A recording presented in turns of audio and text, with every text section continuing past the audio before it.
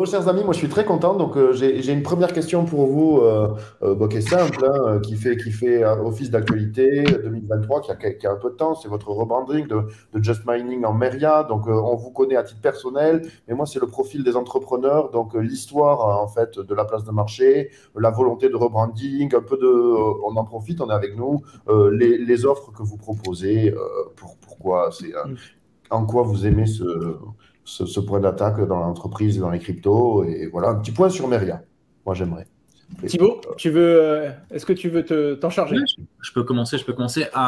Alors, du coup, effectivement, ouais, le rebranding, alors pour reprendre un petit peu l'historique, donc la société initiale Just Mining, c'est un projet qui est né dans la tête d'Owen au départ et même de sa chaîne YouTube en 2016, qui s'est vraiment concrétisé en 2017.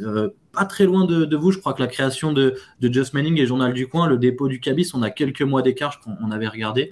Donc voilà, on fait partie de cette génération-là. Un métier qui a beaucoup évolué entre la création et aujourd'hui pour cause de maturité de notre part, de maturité aussi du marché, un marché qui s'est professionnalisé, qui a évolué, la réglementation aussi qui a apparu entre-temps, donc qui nous a forcé à faire évoluer certaines choses du métier. Donc au départ spécialisé sur le mining. Après on a découvert d'autres pans, la partie masternode stacking, une partie un petit peu plus dématérialisée du métier de la validation. Et puis on est arrivé, je crois que c'était en 2019-2020, où on était en train de monter un peu en gamme sur ces deux segments.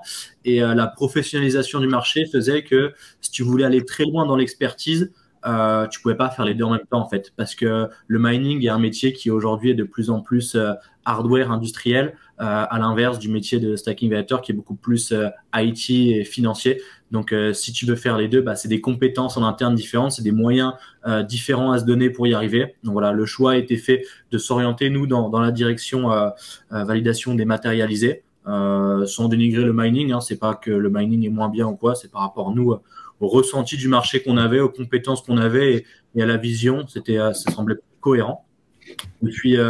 Et puis on arrive à aujourd'hui. Donc du coup, bah forcément, quand on change cette direction, Just Mining est de ce fait plus trop adapté de par la connotation. Mais c'était pas le bon moment de faire le rebranding parce que Covid et parce que on n'avait pas encore ancré. Et il y a des choses qu'on attendait, notamment sur la finance traditionnelle, qui se sont confirmées par la suite. Et on voulait vraiment faire le rebranding au moment où derrière on avait développer toutes les ressources nécessaires pour pouvoir adresser correctement cette finance traditionnelle, s'approprier un petit peu les codes de ces nouveaux marchés qu'on découvrait petit à petit, parce qu'au début, on a commencé à faire uniquement du retail, puis régulation et adoption venant, on a commencé à avoir les entreprises qui sont arrivées sur ce marché, puis aujourd'hui, du coup, les institutions, les fonds, les conseillers financiers, toute cette nouvelle population qui s'intéresse aux cryptos, qui n'est pas là au départ. C'est pas la même manière de communiquer avec eux et il était nécessaire d'avoir à un moment donné un nom plus généraliste, une identité un petit peu plus corporate et donc voilà, ça a amené Meria. Donc Meria, ça fait vraiment un an qu'on travaille dessus. La réflexion elle est rentrée concrètement sur décembre de l'année dernière. On a vraiment bossé dessus à partir du deuxième trimestre et ça s'est finalisé sur décembre. Mais voilà, mais ça fait longtemps qu'on avait cette idée de rebranding. On a commencé à y bosser dessus il y a un an.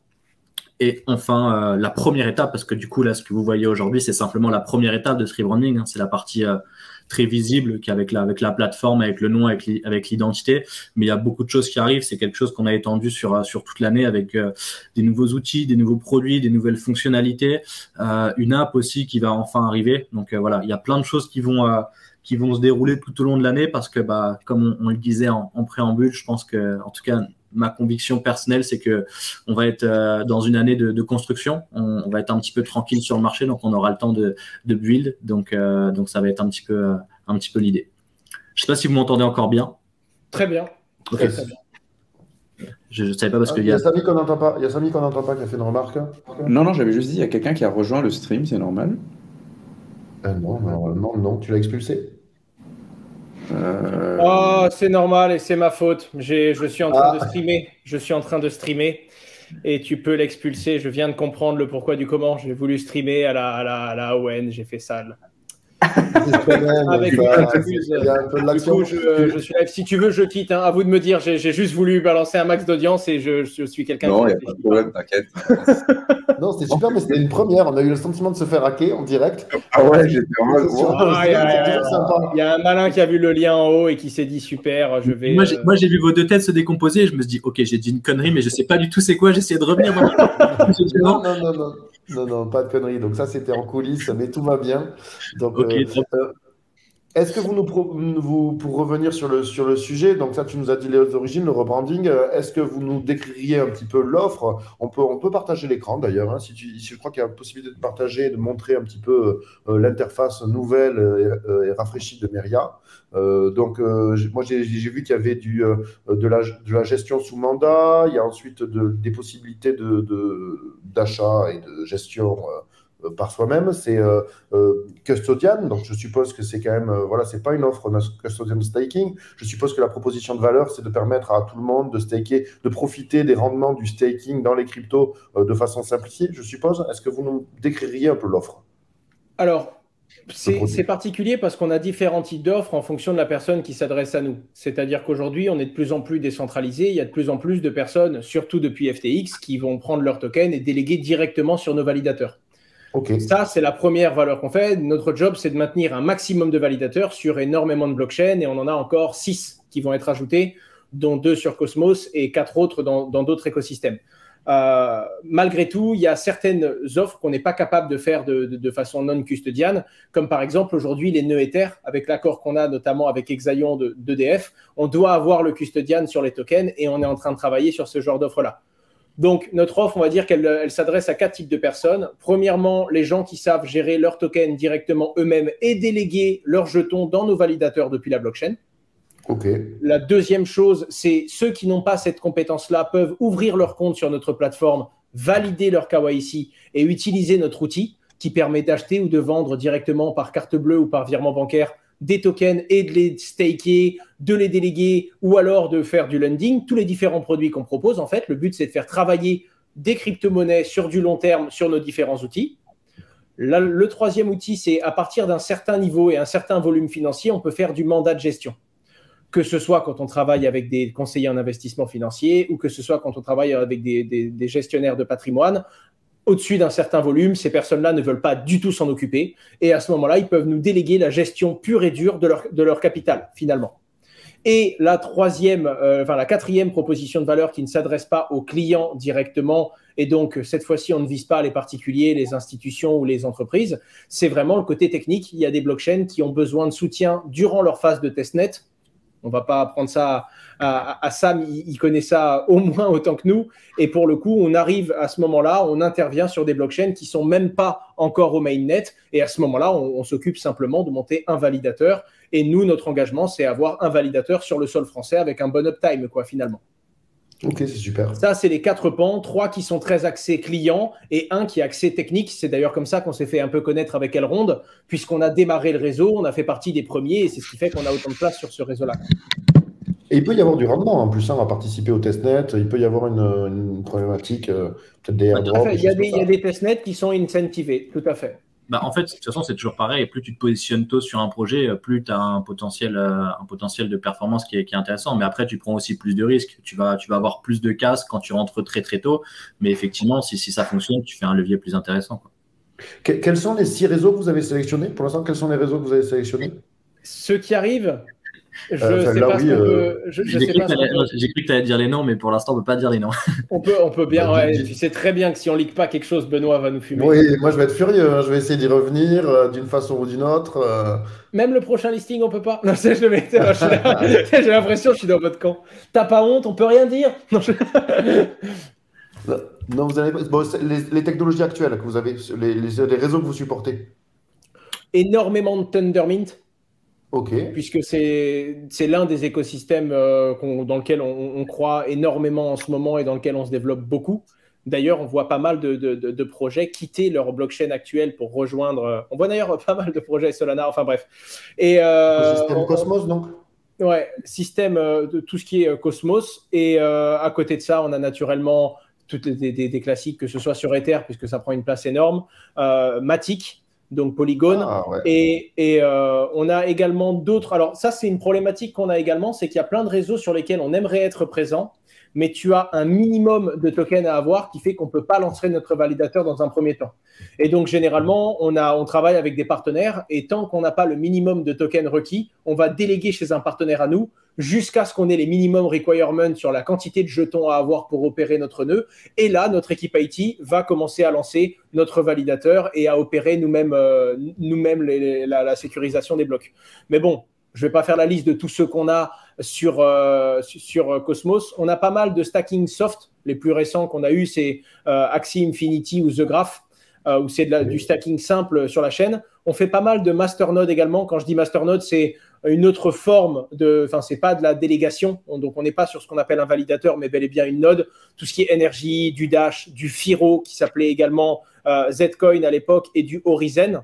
Et ensuite, on rajoute petit à petit certains jetons en fonction des blockchains d'infrastructure qui se créent. On travaille sur Aleph notamment, et puis on en a le gros, on a du Synthetix dans lequel on va faire du stacking direct, mais on a certains réseaux sur lesquels on n'a pas à monter de validateur et d'autres sur lesquels on doit en monter, comme Tezos. On doit en avoir plus d'une quarantaine aujourd'hui au total si on devait lister les jetons, quoi. Ok, c'est sympa, très sympa. La roadmap, quelle est votre roadmap sur l'année à venir au niveau de la société? Donc, tu as dit de lancer les testnets.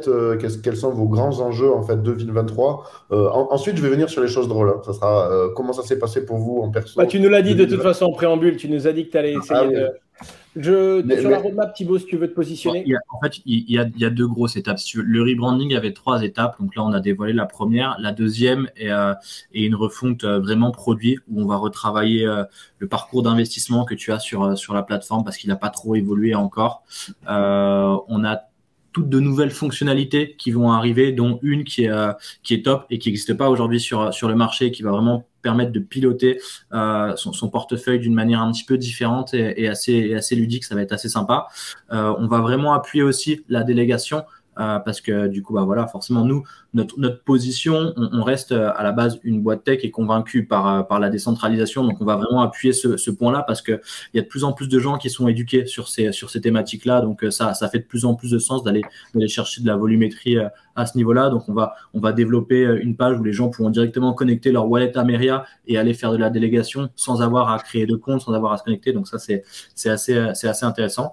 Et puis, la troisième étape qui est la partie application mobile qui manque aujourd'hui cruellement à la plateforme. C'est du temps de faire une app qui fonctionne bien et qui répond à tous les besoins. Donc voilà, donc ça c'est vraiment les gros enjeux de cette année-là, de manière à avoir un environnement propice pour aborder le potentiel prochain bull qui se profile. Ah, voilà, on l'attend. Bon, mais ça me fait plaisir parce que c'est sympa l'investissement dans les cryptos, les mecs, mais pas forcément toutes les années. Comment ça s'est passé en 2022? On est début 2023, on ferait le point. Je veux du sang un peu. Là, on est confession intime, tout va bien? Ça a été l'une des années les plus dures qu'on ait connues. Alors, naturellement, moins dur, je pense, que 2018, parce qu'en 2018, tu t'y attends pas. Premier bear market qu'on s'est pris, on s'y attendait pas, tu vois. Là, on s'y attendait. Je dois t'avouer que le couteau UST et la balle de fusil FTX, c'est quand même 2 problèmes en plus. Non, pour le dire très concrètement, c'était une année de merde. On s'est pris des claques qui sont violentes. La seule bonne nouvelle qu'on avait, c'est que on avait prévu qu'on allait avoir une année de merde. Pas pour les mêmes raisons, mais on l'avait prévu. On a fragilisé notre trésorerie méchamment parce qu'on a voulu couvrir une grosse partie de ce qui s'est passé avec UST. On a mis 50% de tout notre trésor de guerre depuis la création de la boîte en 2017.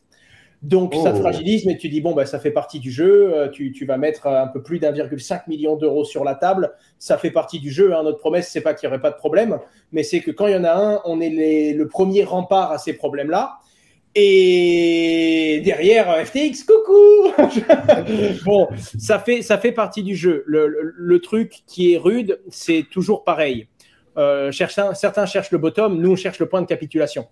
Le truc qui est gênant, c'est que bon, il nous reste du cash, mais on n'est plus la même boîte qu'en 2018. Aujourd'hui, Just Mining, c'est 200 000 euros de dépenses mensuelles entre les salaires, entre tes infrastructures techniques, tes process de sécurité et ta compliance. Et donc, naturellement, tu n'es pas juste dans un « oh, bah, la vie, elle est belle ». Non, tous les mois, tu brûles 200 000 balles. Alors, soit tu vires des gens, mais tu n'es pas aux États-Unis. Soit tu vires des gens, mais notre entreprise se comporte un petit peu différemment. On essaye de mener ça comme un… Enfin, on a fait rejoindre que des gens triés sur le volet, donc ce n'est pas notre genre de licencier, en tout cas pas des personnes compétentes juste pour des raisons de moyens. Soit tu fais plus rien, tu limites à mort tes dépenses en espérant qu'il y ait du soleil qui arrive avec le prochain bull run. Mais on est convaincu de ça.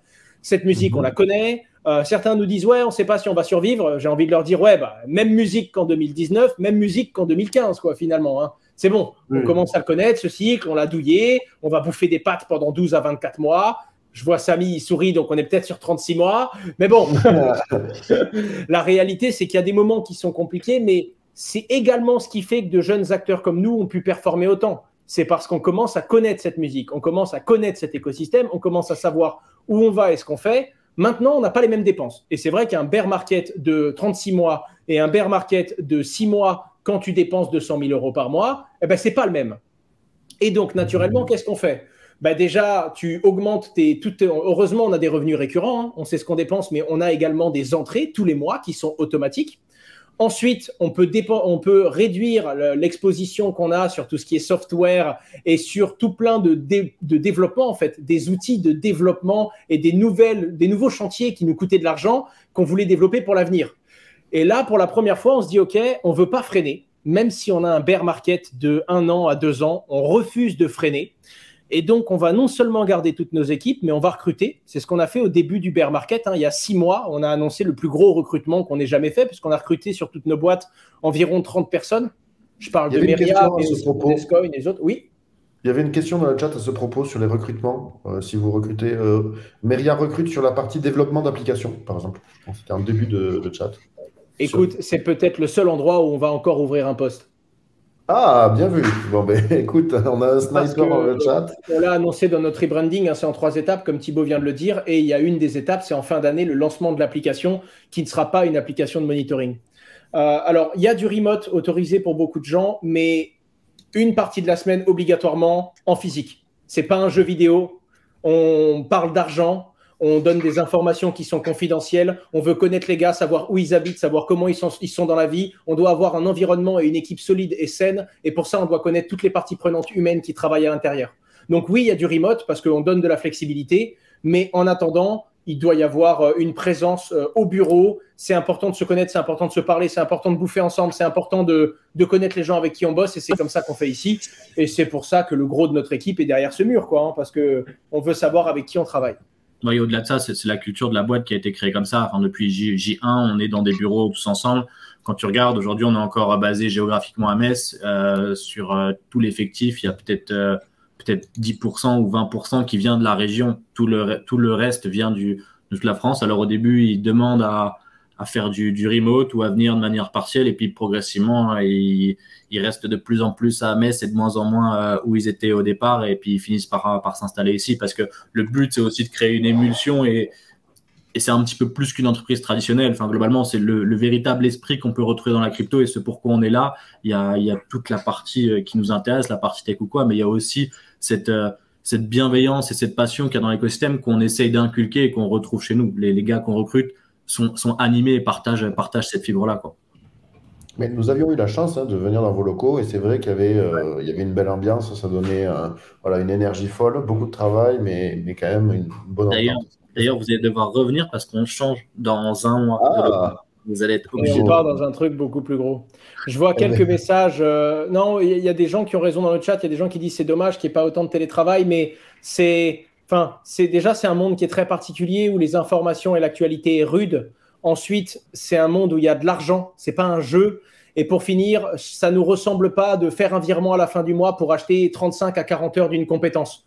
On achète une présence. On achète une capacité à fédérer des équipes. Chez nous, la hiérarchie est très particulière parce que certes, il y en a une, mais on n'écoute pas le numéro 1, le numéro 2, le numéro 3. Non, on écoute le plus pertinent.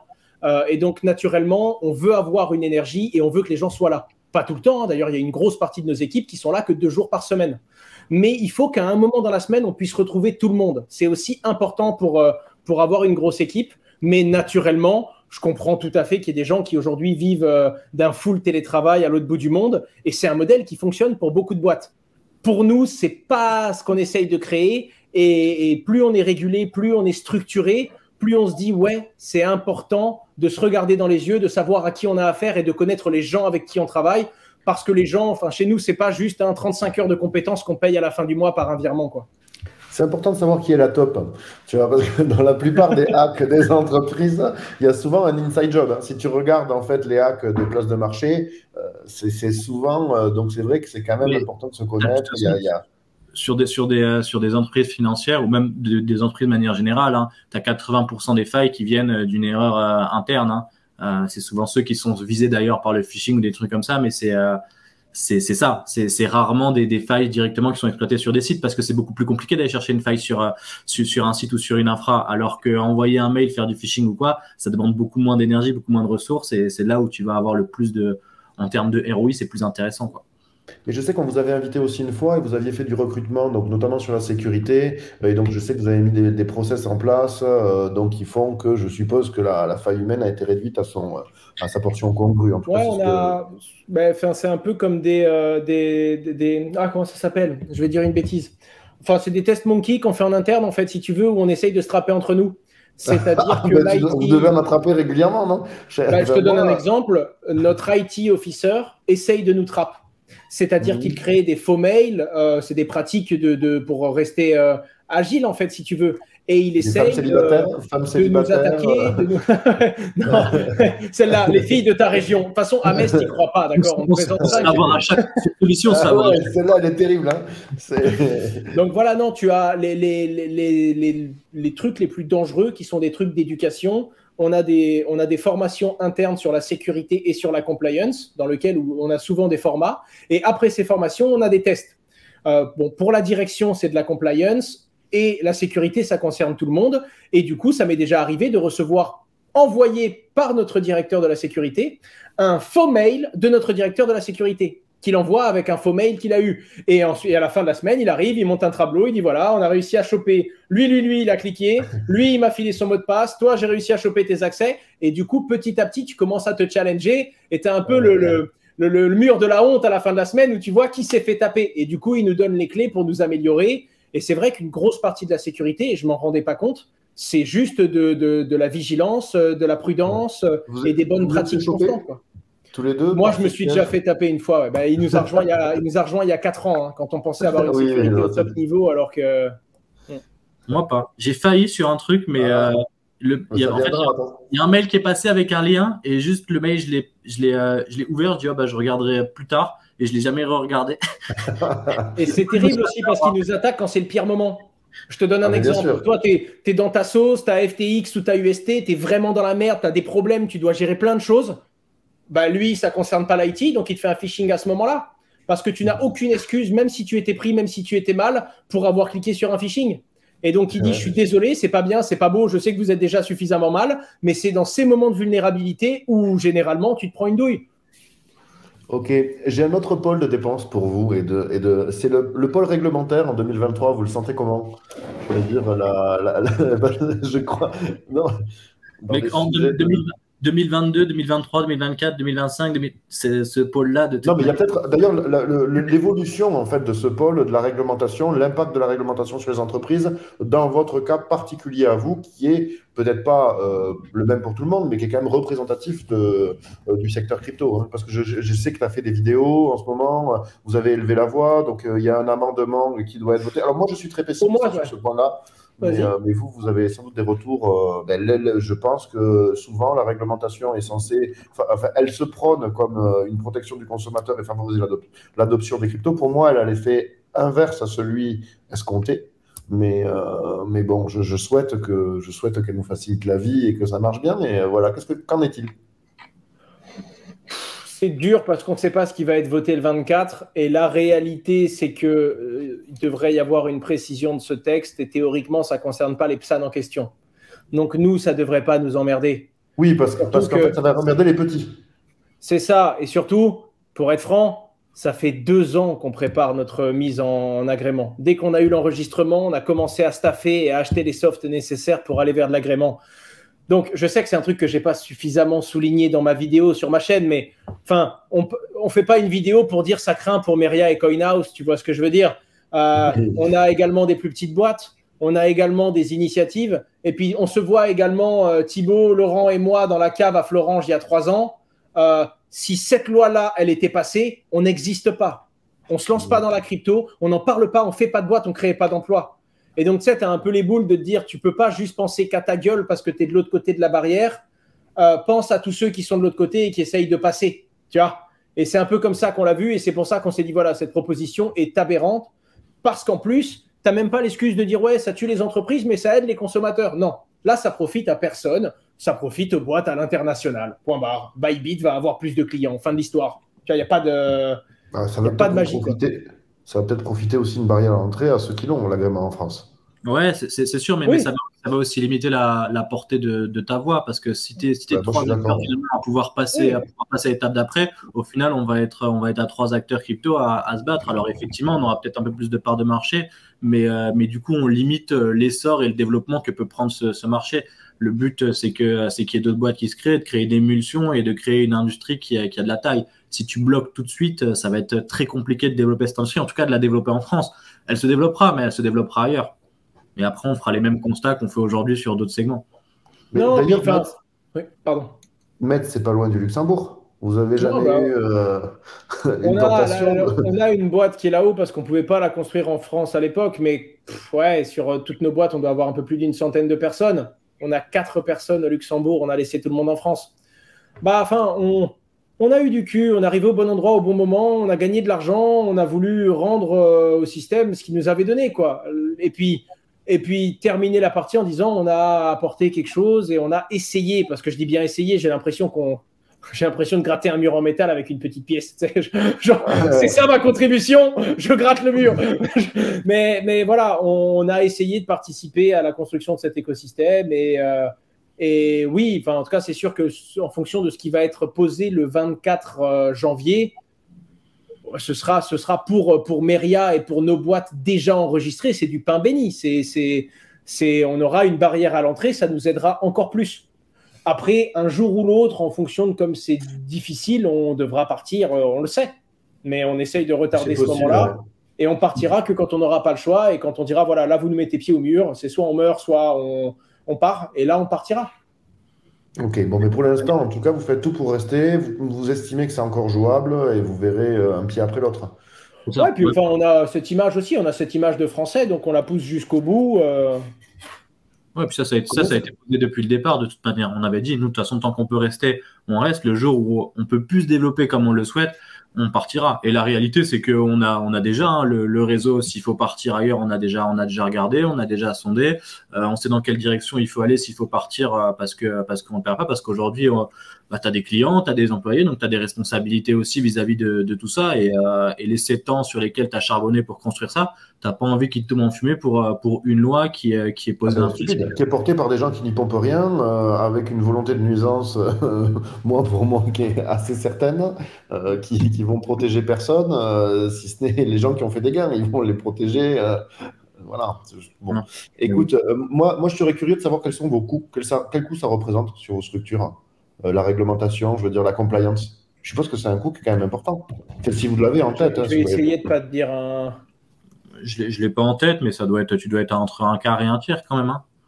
Ben voilà, donc moi j'avais tendance à penser que ça m'éloignait de mon art. C'est-à-dire que quand même, dans les cryptos, il y a une difficulté qui est de suivre les projets, de comprendre comment ça marche, de sécuriser les sous. En fait, tu as plein de problématiques qui sont déjà complexes et se greffent à toutes ces problématiques, celle de la réglementation, et pour une part monumentale, 25 à 30%. Pour te donner un ordre d'idée, peut-être un petit peu moins que ce que vient de dire Thibaut, ça doit nous coûter un demi-million d'euros par an. Ah, mais voilà. Mais écoute, j'espère qu'il mange bien, merci. Non, mais enfin, c'est la même réflexion qu'en perso, quoi. Pourquoi est-ce qu'on part pas? Peut-être qu'un jour je partirai en attendant sur ce qu'on a gagné jusqu'à. Enfin, moi, je suis encore en train de me battre pour faire ma descente fiscale. Hein. J'ai pas encore. Voilà. Mais en attendant, le but, c'est fin. Et puis après, pareil, tu vois, tu payes ton impôt sur les premiers revenus que tu as eus, même si ça fait 3 ans que j'essaye de le faire. Si un jour je serai parti, quand on viendra me dire ouais, t'as pas honte d'être parti, ben, j'aurai ma réponse de dire non, j'ai pas honte, voilà pourquoi, j'ai voulu faire ça bien, c'est juste pas possible, au revoir. Mais en attendant, on essaye le jeu, quoi. Bon, ok. Alors, je vous ai assez embêté en professionnel. Maintenant, j'ai envie de vous cuisiner en perso.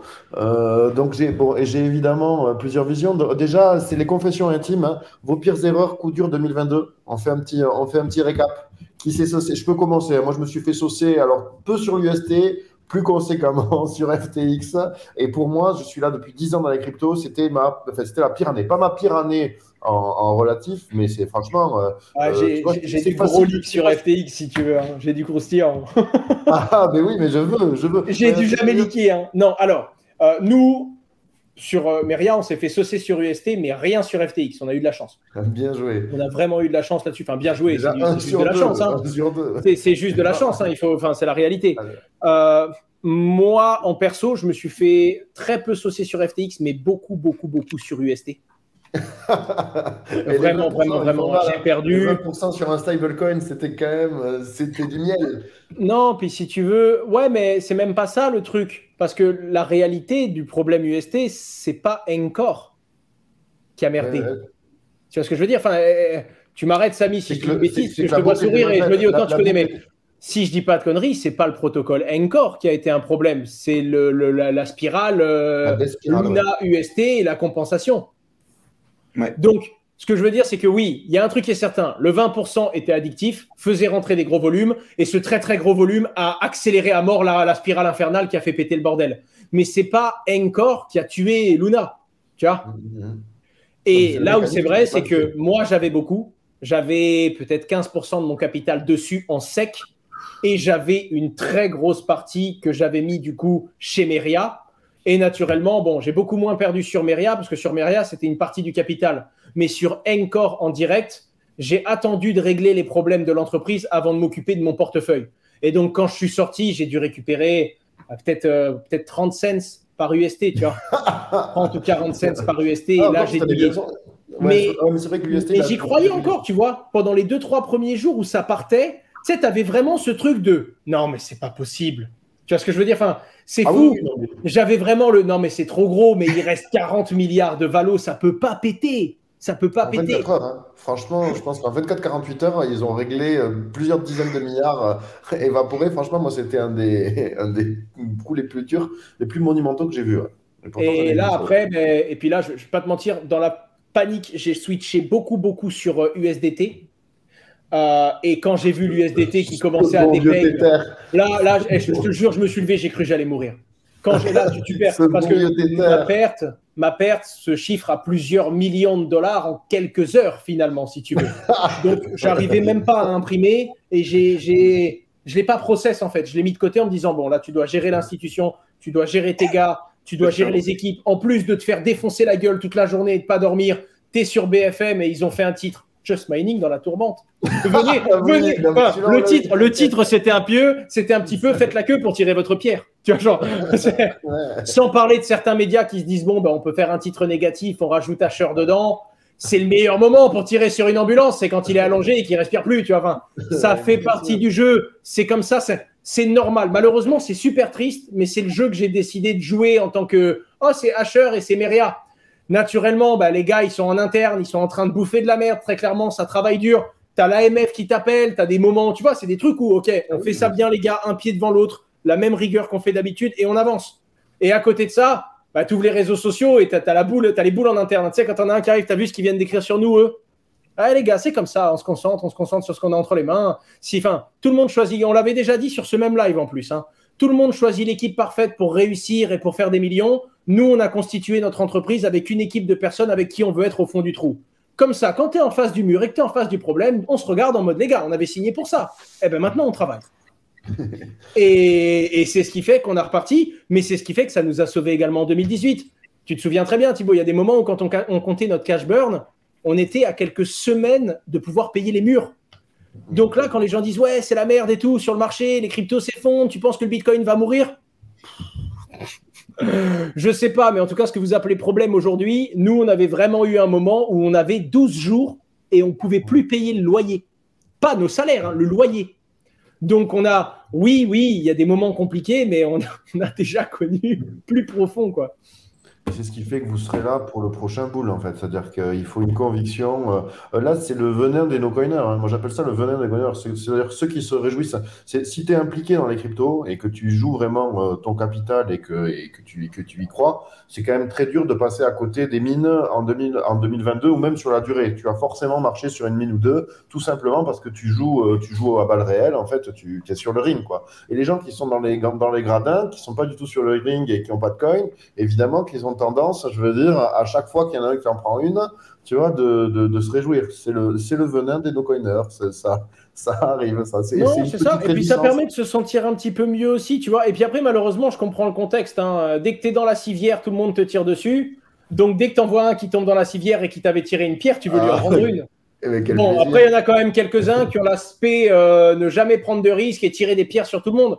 Mais c'est aussi ce qui forme le caractère. Si on voulait être tranquille et pas avoir de problème, on aurait pris notre pognon, on aurait fermé nos entreprises et on aurait été bouffer des crevettes les pieds dans le sable. C'est pas notre décision. À partir de là, on assume, on se tait et quand on se fait frapper, ben, on joue la partie, on se fait frapper. Point barre. Tout le monde était certain que l'UST allait tomber. Tout le monde était certain qu'FTX, c'était certain. Oui. Ce sont des spectateurs, ils attendent la fin de la partie et ils nous disent « Oh, on l'avait vu venir !» Oui, la certitude est un luxe de spectateurs. Nous, on joue la partie, donc on n'a pas de certitude et on prend des coups dans la gueule. C'est tout, on l'a déjà dit, on le redira. C'est celle-là. Ah, mais celle-là, elle est tellement vraie. Et quand j'étais au fond du trou, je me suis tellement consolé avec ça, les gars. Je me suis tellement consolé. Non, parce que c'est des vrais moments durs, tu vois. Puis il y en a qui les cachent, il y en a qui veulent les dissimuler. On en a et surtout, on en aura encore. Et on sera là pour en parler sur votre live. Moi j'ai un slogan pour FTX. Je l'ai pas vu venir, mais je l'ai senti passer. C'est-à-dire que FTX, c'était... Parce que tu vois, un BitConnect, c'est facile à esquiver. C'est-à-dire que j'ai pire. Je l'ai peut-être senti plus que Caroline. Ah ouais, bah Caroline, elle, c'est. On va voir, tu vois, eux, ça va se régler devant les tribunaux. Je suis d'ailleurs très curieux. Ça va nous donner un peu une image de la justice, hein. Moi, il faut savoir que je suis assez pessimiste là aussi, hein. C'est-à-dire qu'on risque d'avoir une farce au niveau mondial, c'est-à-dire une réglementation qui va s'abattre en fait sur des acteurs qui étaient honnêtes et qui vont se manger une réglementation délirante, hein. Et ensuite, peut-être que les coupables, eux, de quoi vont-ils écoper? Bon, je sais pas, tu vois, on va voir. Donc, j'ai pas de pronostic là-dessus, mais je suis. Il n'y a que le temps qui nous le dira de toute façon. Mais j'espère quand même qu'il va y avoir une partie des fonds qui vont pouvoir être retournés parce que ça viendrait assainir le niveau d'après où il y a encore des trucs qui sont opaques. On ne sait pas encore, hein. Enfin, j'entends des trucs, encore une fois, tu ne sais jamais quand c'est vrai, mais il y a quand même quelques bombes qui n'ont pas encore pété, je pense. Et c'est ce qui fait que ça va être long avant d'arriver au prochain. D'ailleurs, je pense même que ce serait bien que ça arrive rapidement.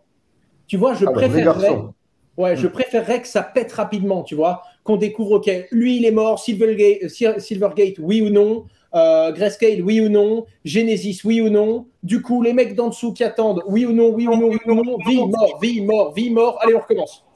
Là, l'incertitude crée un délai qui est sale, où le marché n'ose pas reprendre parce qu'il attend. Et du coup, tu es juste en attente. Donc je suis d'accord, mais là justement ça m'intéresse. Il y a notre ami Amarchen qui pose une question, c'est quels sont les événements que vous suivez pour 2023? Et moi j'ai une question plus simple évidemment, mais qui est mieux posée par Amarchen. C'est bon, bottom ou pas bottom? C'est-à-dire que là, elle va aller à chacun d'entre vous, hein. Sam aussi, parce que toi souvent t'es l'oiseau noir. Est-ce qu'on a connu le fond du panier ou pas selon vous? Quels sont Voilà, on est tous d'accord que les cryptos, je veux dire, vont pas cesser d'exister et on est tous, je veux dire, je pense ici sur ce live, optimistes sur l'avenir des crypto-monnaies qui sont un outil d'émancipation dont on a besoin, etc., etc. Donc ça, la proposition de valeur, personne n'en doute. Mais où sommes-nous dans la roadmap? Je peux te répondre avec des pourcentages? Tu peux faire la réponse qui te sied. Et puis je veux vraiment avoir ta position, Samy, là-dessus. Je suis super curieux. Alors, je pense honnêtement qu'on a encore une partie inquantifiable, on ne peut pas la mesurer, peut-être 10 ou 15% de chance qu'on se reprenne un Black Swan derrière. Un truc qu'on n'a pas vu venir. Une connerie de plus, une guerre, une merde pandémique, encore un autre gros qu'on n'avait pas vu tomber. Je ne sais pas, un Justin Sun qui t'annonce « Ah bon, en fait, Tron, UOB et fin !» D'accord? Sinon, tu peux imaginer des oiseaux de mauvais augure en mode USDT. ou en mode Binance BNB. Alors, ne serait-ce que l'un des trois exemples que je viens de donner, c'est jamais la fin, c'est jamais la fin. Oui, et là, je peux te dire que je ne sais pas si on aurait le temps de venir faire un live à 18h45 un jeudi. Voilà. Mais en attendant, je pense qu'il faut se dire, il y a une toute petite chance que tu aies encore une bombe comme ça que tu ne vois pas venir du tout. Tu la places à 10-15%? Quoi? Tu la places à combien? Un truc aussi gros que ce que je viens de citer, peut-être un 15, ouais, 10, okay. peut-être un 10%. C'est non pour moi, ouais. Ouais. La réalité, c'est que plus le temps passe, plus on s'en éloigne. Parce que plus le temps passe, plus ça doit, si ça doit être révélé, ça le sera. Et si ça ne devait pas être régulé, fake it until make it. Tu vois ce que je veux dire? Ils auront le temps de se dire, oh, nous aussi on gérait ça sur Excel, alors on va peut-être se calmer et prendre un auditeur externe. Tu vois, je pense que ça, c'est, enfin, mine de rien, et même si ça fait de bien à personne, FTX à l'horizon 10 ans dans les cryptos, ben, ça assainit tout l'écosystème. Hein.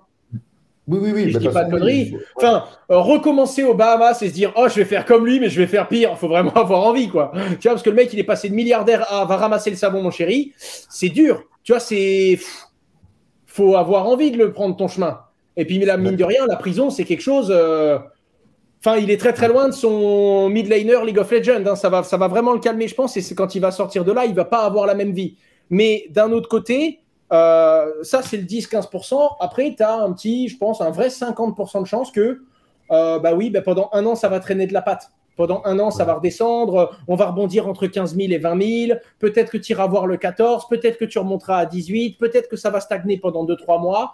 Je pense vraiment, et c'est la plus grosse stat, la plus grosse probabilité selon moi, c'est que ce soit long et chiant pendant 12 à 18 mois, là, tu vois.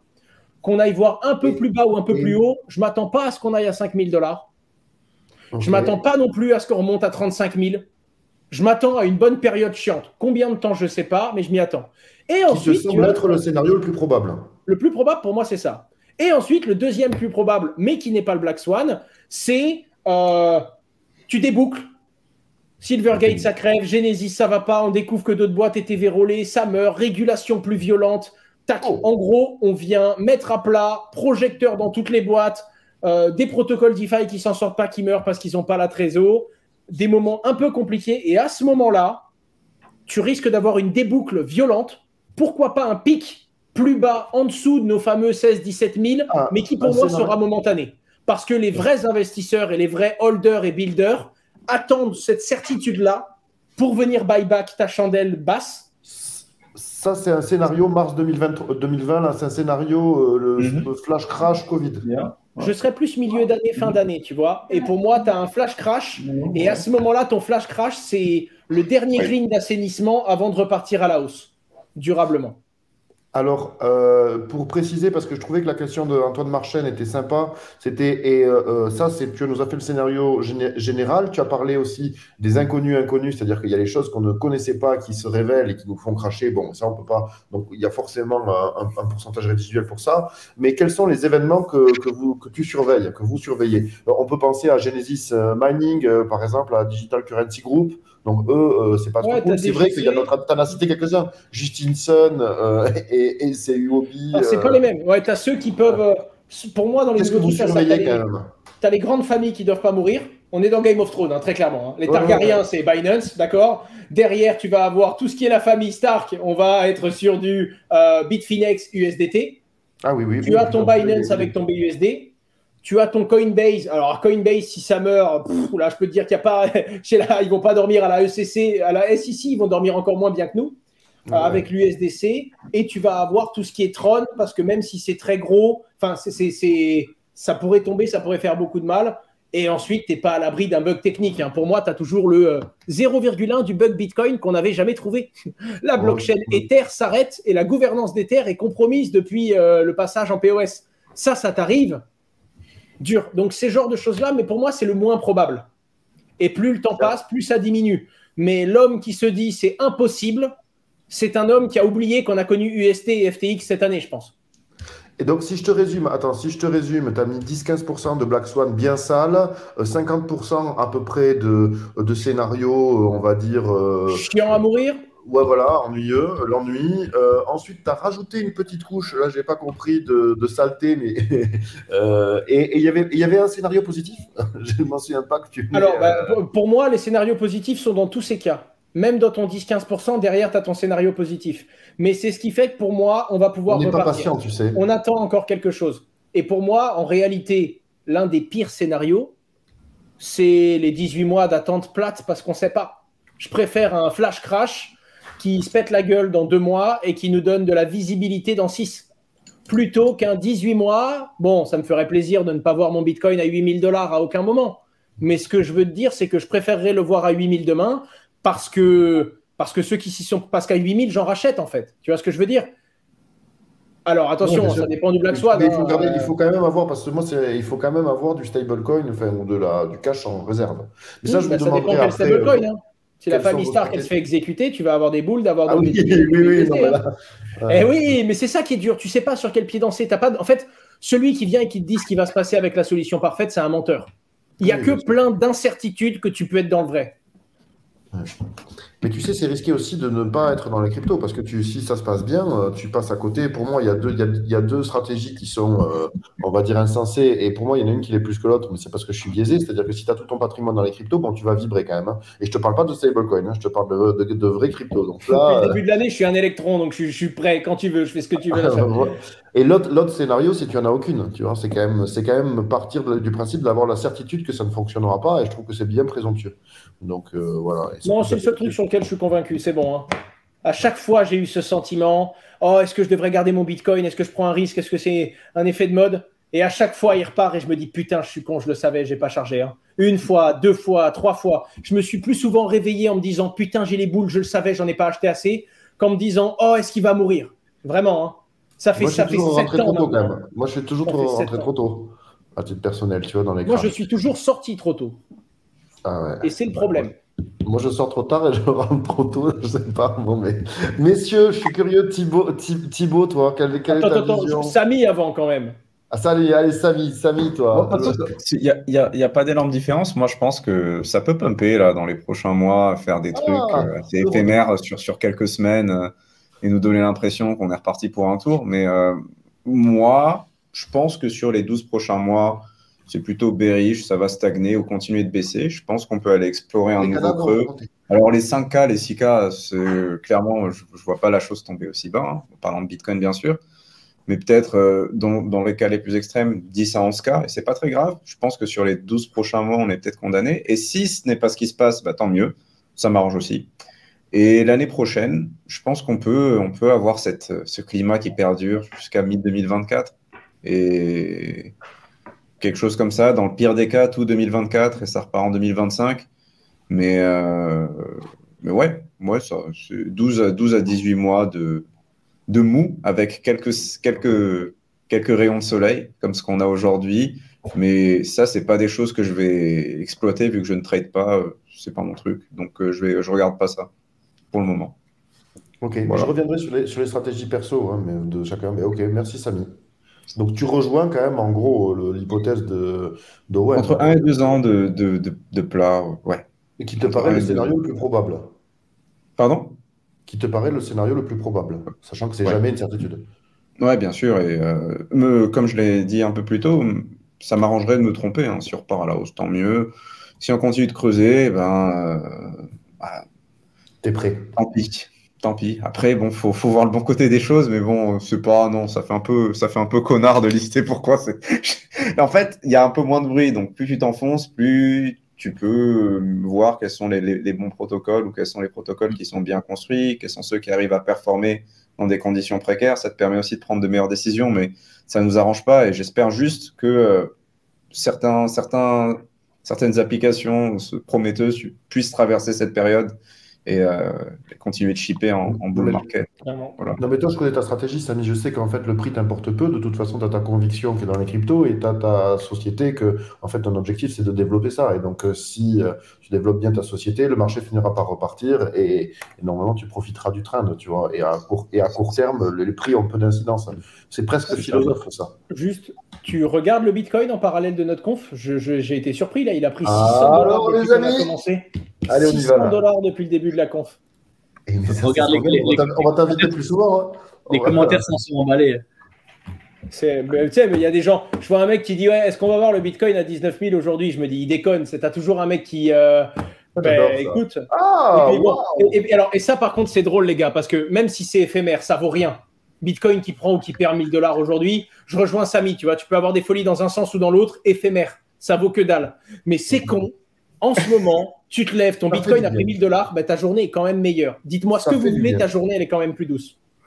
Moi, je suis d'accord. Oh oui, attends, mais il y a eu une magnifique. De toute façon, si tu stakes, si tu peux pas vendre parce que tu as un unbounding de 3 semaines, donc tu regardes ton pump et tu me dis quand j'aurai fini de staker, on sera de nouveau dans Ah, mais c'est exactement ça. Les unbounding périodes, c'est terrible. Mais après, tu peux dumper et te hedge. Enfin, bref. Mais ouais. Mais enfin, la plupart des. D'ailleurs, surtout sur Cosmos, hein, ils te mettent 2, 3, 4 semaines dans les dents, au moins, tu es tranquille. Hein. Voilà. Donc bon. Hey, on est là pour la tech.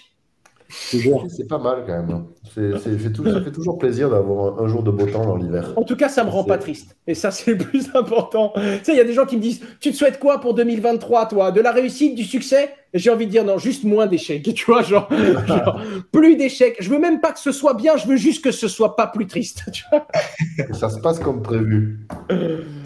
Et toi, Thibaut, tu rejoins les visions de nos amis?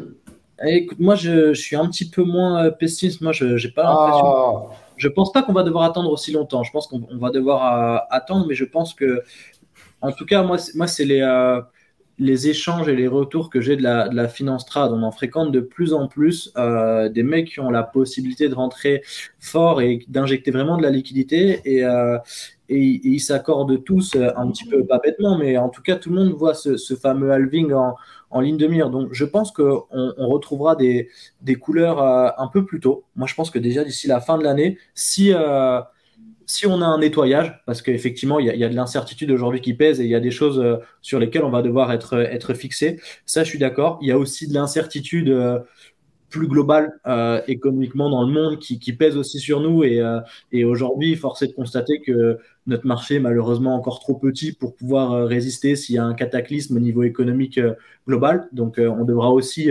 s'adapter à ça. Mais je pense qu'on peut avoir une fin d'année un petit peu colorée et surtout une année 2024 qui soit pas si catastrophique que ça. Moi, ce que je guette vraiment pour ça, c'est ce qui nous manque aujourd'hui, c'est une petite tendance, tu vois, une petite tendance qui incite les investisseurs à amener de la liquidité. Le métaverse, pardon. Ouais,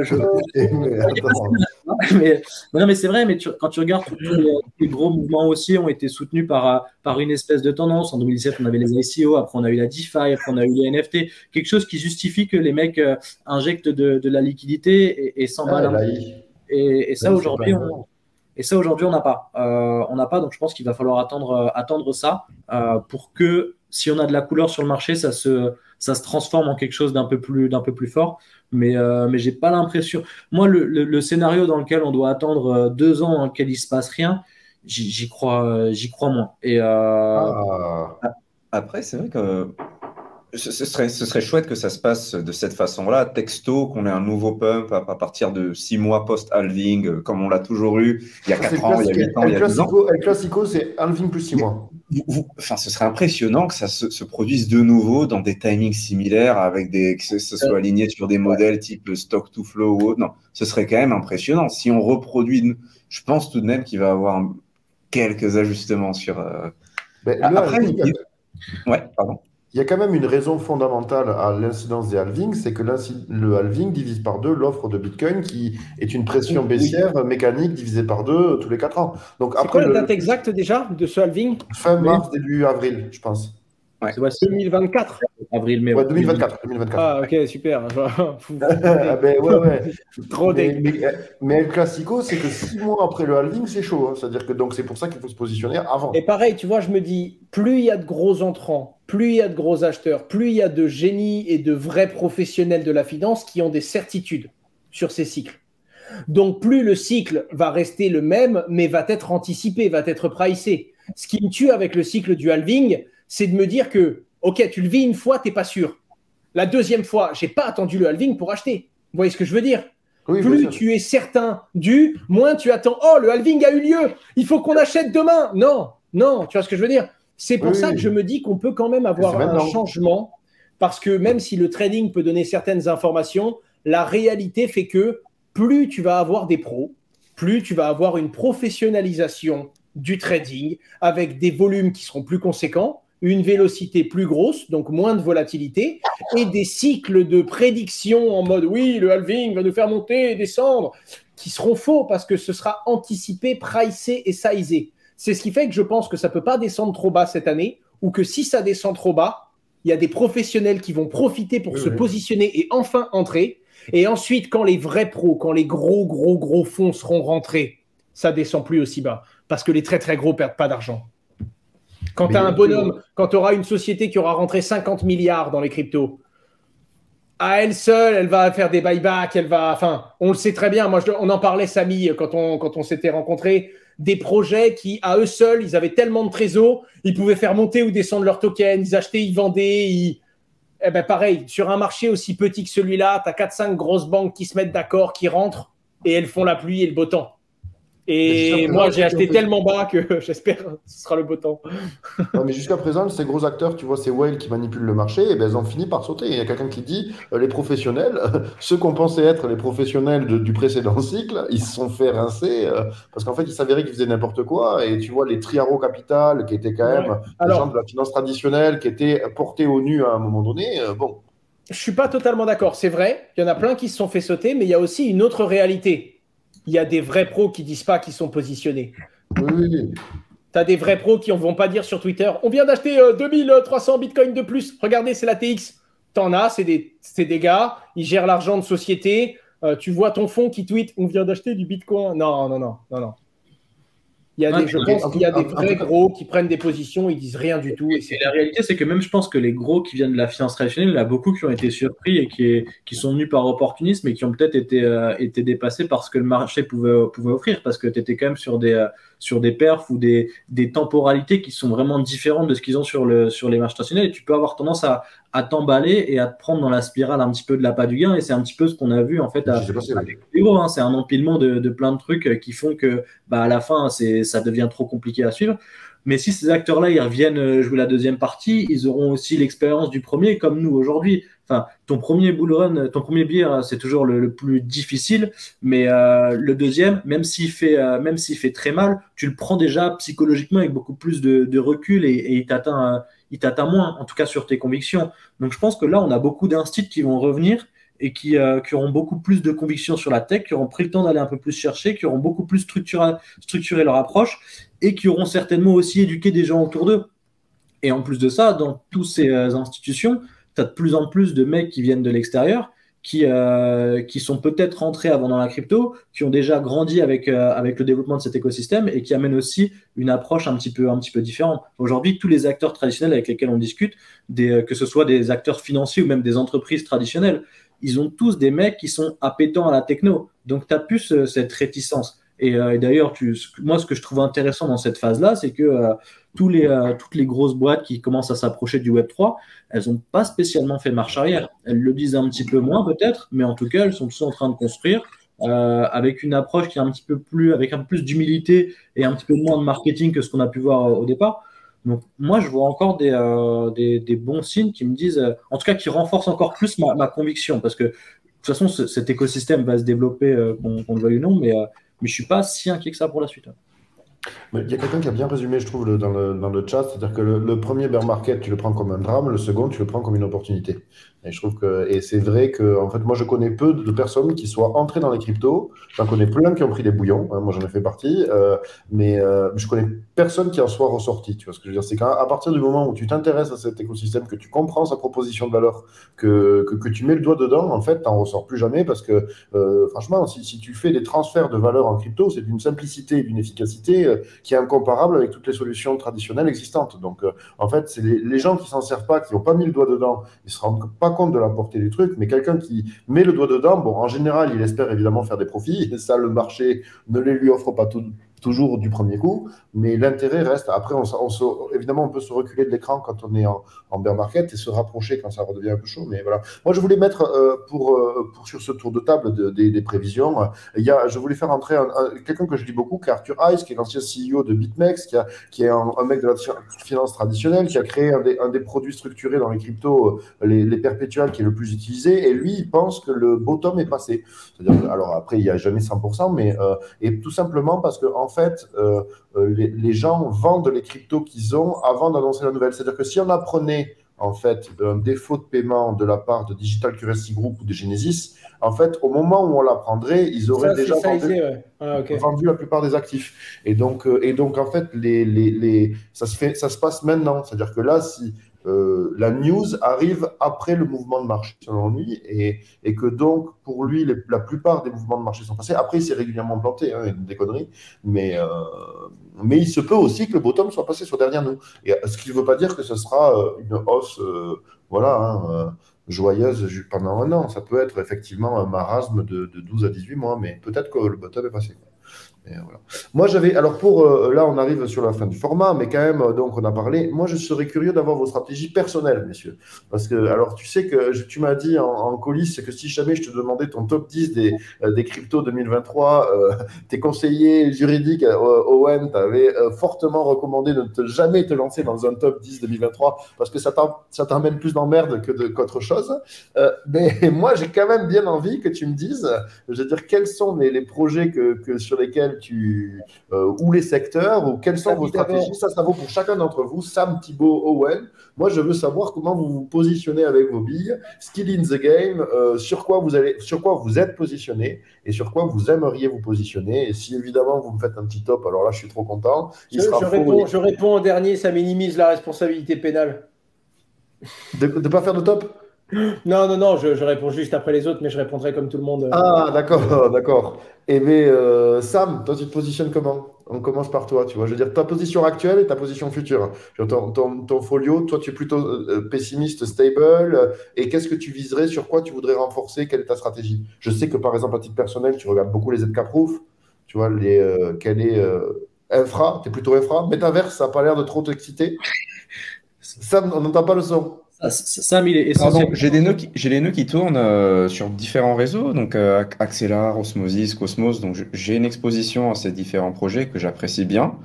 En ce moment, vu que j'ai toujours ce biais un peu pessimiste sur le court terme, si par exemple je génère des rewards, ce que je vais avoir tendance à faire avec ma stake, c'est vendre la moitié pour récupérer des stablecoins et éventuellement utiliser ces stablecoins pour acheter plus bas. Mais je garde toujours une moitié ou parfois le tiers, ça dépend de mon optimisme sur un réseau, pour compound et accumuler la quantité que j'ai sur ce nœud-là, par exemple. Après, je suis sur pas mal de testnets, et des petits forums, des Discord, etc. Et je discute avec pas mal de founders. Donc moi, j'aime bien investir de l'argent sur des projets qui... sur des projets qui utilisent des EK-proof, des preuves zero knowledge pour faire du scaling ou de la privacy.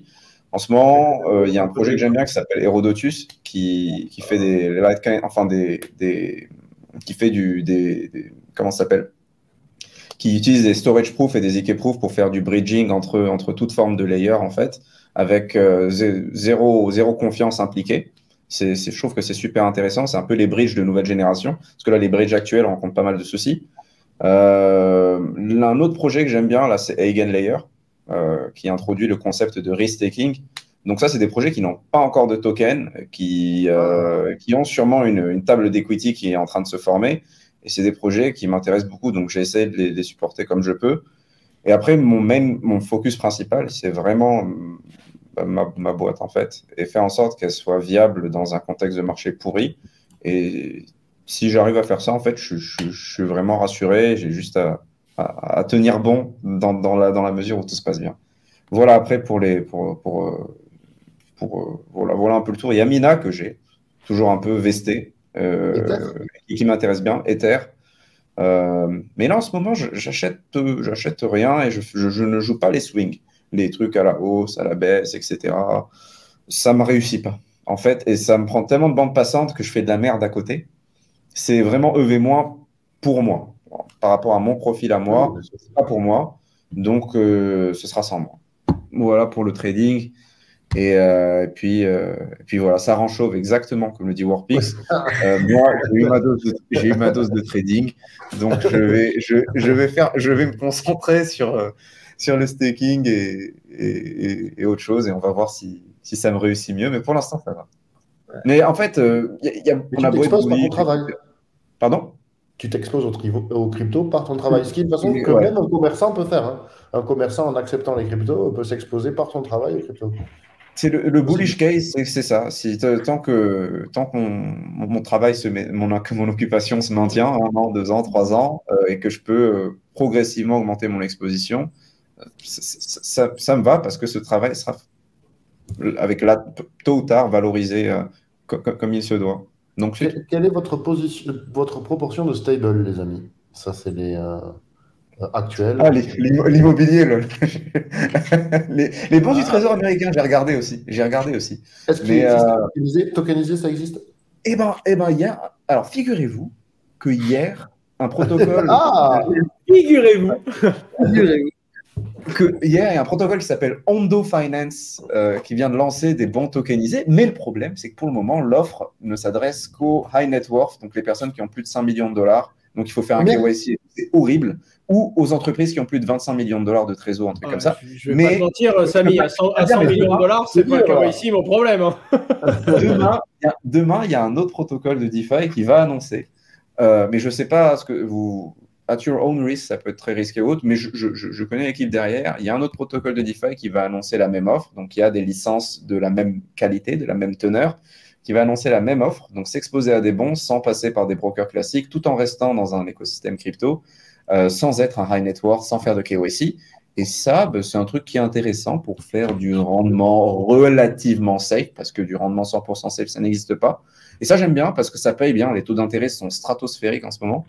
C'est pas dégueu de parier là-dessus. C'est incroyable, mec, je connaissais pas, mais c'est génial. Je suis en train de regarder. Ondo, c'est cool et ils ont prévu bientôt de lancer des slices à partir de 100K. Ouais, et je pense qu'ils vont réduire au fur et à mesure. Donc, ils font un lancement un peu. Voilà, là, pour l'instant, c'est un peu hors d'accès. Backé par Pantera, Coinbase, Tiger Global, Founder of Funds. Ouais. Putain, mec, et il y a un autre protocole qui va faire la même chose, qui est français. De toute façon, ils vont communiquer là-dessus demain, je pense. C'est ça l'embargo. Tu le relèves? Ouais, ce sera sûrement relayé sur Twitter, sur JDC ou autre. Mais moi, c'est un truc que j'aime beaucoup regarder. On va voir ce que ça vaut. Voilà. Sympa. Écoute, merci. Thibaut, puisque Owen veut répondre en dernier, donc comment t'es positionné, tes stables, ta stratégie, tes coins favoris, flippening, pas flippening, ce genre de conneries, tu vois. On va tous mourir, je retourne dans les fiat, qu'est-ce qui se passe? Moi, comme Samy, tu vois, j'ai arrêté le trading avant de perdre mes cheveux. J'ai arrêté très tôt et je l'avais laissé pousser avant exprès pour essayer. Le trading, pas du tout. Enfin, sur une strat un peu comme nous tous, je pense, une strat d'accumulation avec voilà des procédés de stacking ou autre. Et par contre, mes rachats, mes stables aujourd'hui sont essentiellement dédiés à du rachat de Bitcoin et d'Ether. Il me reste plus beaucoup. Je t'avoue que je suis rentré. Tout ce que j'avais prévu de rentrer, j'ai déjà rentré. J'ai fait même un peu d'excès et j'ai quand même une petite poche que je pourrais remettre si on va chercher beaucoup plus bas. Mais voilà, un peu comme moi, j'ai tendance à acheter tôt, donc je suis déjà re-rentré en partie et voilà. Mais sinon, pareil, l'énergie globalement est plutôt dédiée aujourd'hui à la boîte et comment la structurer, la développer encore davantage. Et après, les cryptos, de toute manière, ça se fait naturellement, stratégie plus ou moins active d'accumulation dans le temps. Convaincu par la techno. Moi, je suis pas un bon vendeur. Je vends très peu et très mal. Donc, vendre les cryptos, c'est souvent une erreur. Ouais, je sais pas. En tout cas, pour l'instant, j'ai jamais bien vendu. Non, mais ta stratégie, si j'aurais pris mal le holder, là, le post-trauma de 2018, le holder du cost, ça m'a fait un syndrome post-traumatique de. Et là, j'arrive un peu à m'en décoller, mais en toute franchise, je vends toujours parce que quand il y a trop d'euphorie ou de vous. Non, je me suis fait saucer 1000 fois. Si j'avais pas pris UST dans la gueule, j'aurais fait la meilleure année de ma vie, quoi. J'ai dû sortir à 80. Non, mais alors, sans parler Black Swan, je te parle de sortie sur le bull run. Ouais. Si tu enlèves ma perte UST, je dois être à 95% de mon ATH. Oh, waouh! Mais avec Heureusement UST, qu'il y a eu ce UST, dis donc. avec Maintenant, c'est trop UST, beaucoup. j'ai vraiment pris un gros coup dans la gueule, quoi. Ouais. Mais Ouais, 95, c'est très rare, hein, c'est incroyable. Bon, C'est heureusement. incroyable et je vais même te dire mieux, c'était tellement bon que j'ai pas fait exprès. Ah, mais voilà, parce que j'allais te C'est-à-dire demander que quelle est. l'une des positions que j'avais, c'était une position en Bitcoin que j'ai quittée et que je comptais reprendre Ok, parce que j'avais besoin de beaucoup de liquidité à ce moment-là. Bitcoin a commencé à chuter et je me suis dit, attends, je vais attendre à une position pour mieux rentrer, quoi. Et le truc a dégringolé. Et donc, en gros, Ok. mon trailing ne s'est jamais activé, quoi. Jusqu'au moment où il est passé en dessous des 35, je dis, OK, définitivement, là, je vais attendre un moment et pas tout de suite pour rentrer. Donc, heureusement, hein, un peu de chance dans mon malheur, mais j'aurais fait le meilleur bull run de ma vie. J'en ai connu 2. Quand j'étais jeune, mais voilà, ce que je veux dire, c'est que j'aurais fait un coup anormalement pertinent si j'avais pas eu UST, quoi. Enfin, pareil, hein, si j'avais pas eu UST, j'aurais peut-être pas autant flippé, j'aurais peut-être pas retiré autant d'FTX et je me serais peut-être pas pris une claque aussi grosse. Hein. Peut-être qu'FTX, je serais en train de te dire, je me suis fait ramasser parce que j'avais beaucoup plus sur FTX à l'époque du ST. C'est quand j'ai commencé à flipper que j'ai vu des gros mouvements de marché où je me suis dit, OK, la réalité, c'est ta clé privée, mon pote. Et j'ai tout foutu sur clé privée ou alors sur Meria, dont je connais les process. Et j'ai retiré une grosse partie d'FTX à ce moment-là.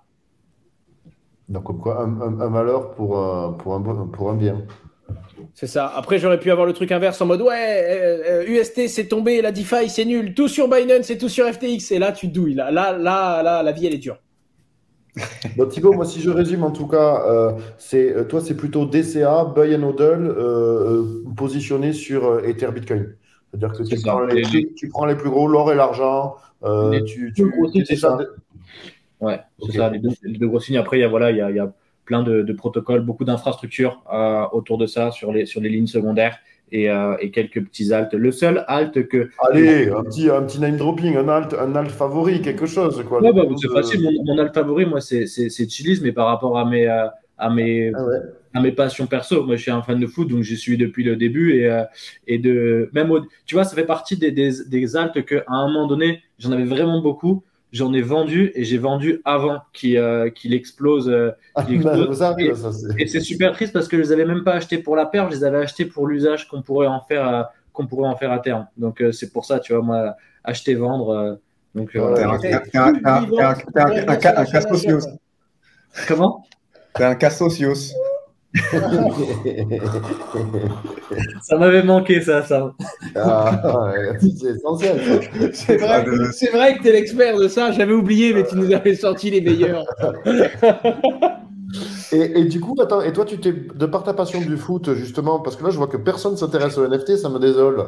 Sorare et ce genre tu vois, de trucs que tu n'as pas Écoute, essayé de t'exposer? Sorare, j'ai quelques cartes, mais j'ai jamais accroché au gameplay. Donc j'ai essayé plusieurs fois de me mettre au jeu très tôt. Hein. La première fois que je m'y suis mis, ils avaient juste la Jupiler League, donc c'était 2018. Nicolas était venu nous parler du projet. Ils étaient deux à l'époque. Il y avait Nicolas, je sais plus, c'était avec Brian. Ils étaient que tous les deux. Ils nous en avaient parlé. J'avais testé. J'avais pas accroché le gameplay parce que je suis pas un gamer dans l'âme moi de base. Donc voilà. Et j'ai essayé plusieurs fois de m'y mettre et le gameplay jamais accroché. Donc j'ai quelques cartes qui traînent, mais voilà, pas plus d'investissement que ça là-dessus. Alors, il y a quelqu'un qui m'avait posé la question sur. Moi, je passe à mon tour et ensuite, Owen, ce sera toi. Hein, tu seras le clou du spectacle. Hein, tu sais que là, les gens sont curieux, ils t'attendent et en plus, on va essayer de travailler. Hein. Bon, moi, ma stratégie est simple. Je crois que j'avais sorti mes stablecoins, j'étais à 20%, mais par la force des choses, je dois être à 40 maintenant. La balance s'équilibre naturellement, hein, c'est-à-dire en fonction du marché. Donc, moi, je dois être 40% de stable. Que j'aimerais, alors évidemment mon objectif est de repasser à 100% comme un héros des temps modernes. Je suis plutôt partisan de Ethereum, moi j'ai quasiment plus de Bitcoin et je suis Quasiment plus de Bitcoin. Eh ben non, ouais, ouais, c'est vrai, Alors parce là, qu'en fait non mais j'adore Bitcoin, oui c'est vrai que je dis c'est une Toi, après ce discours arrosé de champagne, tu nous dis ça? Pardon. C'est mon premier amour, je ne l'oublierai jamais, mais vais-je rester avec elle toute ma vie? Ça, tu vois, elle est dans mon cœur. Je veux dire, Bitcoin est dans mon cœur. Il y est, mais en ce moment, je suis plutôt versé sur Ethereum. Main de papier, certains te donneraient. Non, alors, non, j'adore la proposition de valeur de Bitcoin, évidemment. La monnaie, en fait, on sous-estime la puissance d'une monnaie. C'est voilà, une des problématiques essentielles de l'humanité sur plusieurs millénaires. Mais bon, moi, mon espérance de vie n'étant pas de plusieurs millénaires et étant impatient, ouais, je suis beaucoup plus, en fait, tous mes Bitcoins, je les ai convertis quasiment en Ether. Ensuite, par la force des choses, je suis dans le cosmos. Hein. Je suis dans le cosmos qui a quand même cette. En fait, mais là, c'est comme ça que je me fais avoir à chaque fois. Mais ça génère quand même 19% d'intérêt. Donc, ça donne l'impression de pouvoir payer, je veux dire, la vie quotidienne. Mais évidemment, c'est le problème du staking. C'est-à-dire que le staking, ça marche très bien en marché haussier. Quand on est dans un marché baissier, les rendements ne compensent pas la perte sur le principal. Mais là, j'espère bien qu'on a touché le bottom. Et donc, du coup, et ce que je cherche, moi, sur le quoi je cherche à me positionner, c'est le real yield, c'est-à-dire que ce soit les protocoles qui génèrent des intérêts par l'activité économique, par les frais qu'ils prélèvent et non pas l'inflation. Et donc, bon, les grands classiques, c'est les DEX. Alors, en évitant Sushi, mais bon, moi, j'ai toujours aimé CRV, Curve. Alors, le problème, c'est qu'ils ont une inflation abondante, mais ils ont une activité qui est sympa. Donc, je vais peut-être essayer de me repositionner sur ça. Il y a Synthetix, et en fait, mais je ne suis pas encore repositionné. En fait, moi, c'est les 40%, je vais sans doute les remettre dans la défi et en cherchant ceux qui génèrent le plus de frais et, sur le réseau. Et donc, il y a quoi? Il y a du GMX. Vas-y, termine. J'ai une question pour Voilà, toi. bon. Et donc, en fait, ma métrique, ma KPI, ça serait les frais et la redistribution aux détenteurs, en essayant de. Voilà. Ok. J'ai une Ah, question. oui, pourquoi pas. Par rapport à tes atomes, tu fais du staking, tu les délègues sur quel nœud actuellement au hasard comme ça Moi, je suis fidèle. Je vois Samy, il sourit déjà, tu sais. Moi, je sais où ils sont, les atomes. Moi, c'est notre Guardian, ouais. J'ai positionné sur notre Guardian. Mais, moi, j'ai 80% de mes délégations, c'est je viendrai vous en mettre une louchée. Je viendrai aussi. vous en mettre une louchée. On n'est pas des bêtes. Oh, arrête. Parce qu'en plus, regarde ce rat. mais non, mais c'est vrai que par exemple, l'expérience d'Atom est très agréable, beaucoup plus agréable que celle d'Avax sur laquelle je suis positionné, parce que tu peux récolter au fil de l'eau, tu peux changer de délégateur au fil de l'eau aussi. C'est une expérience que je trouve agréable. Et après, il y a pas mal de. J'avais oublié de préciser que j'achète en ce moment du Monero. Ah ouais, parfois, de temps en temps, quand il me reste quelques fonds de poche, etc., je les mets sur Monero. En fait, c'est presque la plateforme ultime pour moi. Le seul problème, c'est que la seule application que tu as dessus, c'est des paiements basiques. Tu ne peux pas avoir de contrat intelligent ou autre. Et ce qui me plaît bien sur Monero, c'est que c'est quand même un modèle qui est éprouvé. C'est là depuis 8 ans, 7 ans. Et les gens s'en servent pour faire de vraies choses. Et ça, je trouve qu'il y a une résilience sur ce protocole, sur ce système qui me plaît bien. Et ce que j'attends le plus, pour moi, la killer app, ce serait avoir quelque chose avec la sécurité économique d'Ethereum, voire presque la même sécurité, quelques dizaines de milliards de dollars, et la possibilité de faire n'importe quel type de computation, de contrat ou autre, en cachant les inputs. En fait, tout. Ça, ce serait vraiment parfait. Et que le truc se démocratise et que des places de marché l'adoptent. Ça, ce serait vraiment Ouais, j'attends vraiment ça. C'est pour ça que Moi, j'ai du Monero et du Zcash depuis toujours.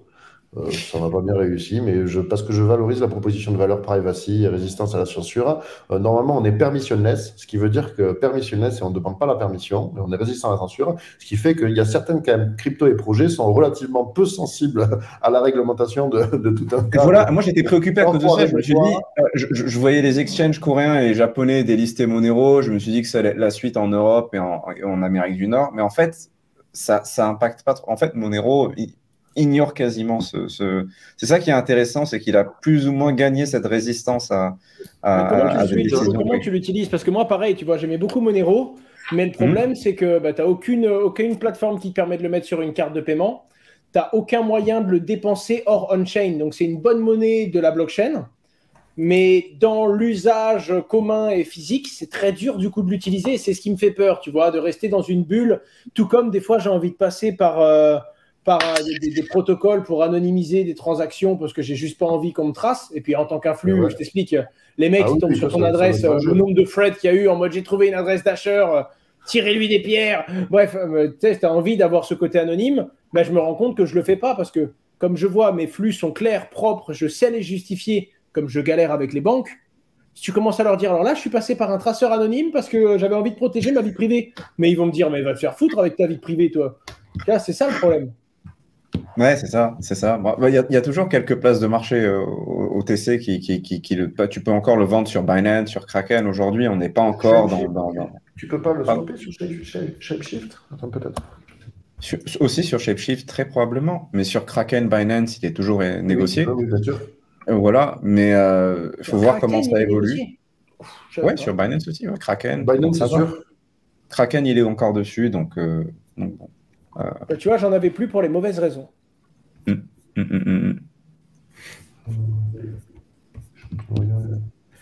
Bon, et toi, Et non. Et non.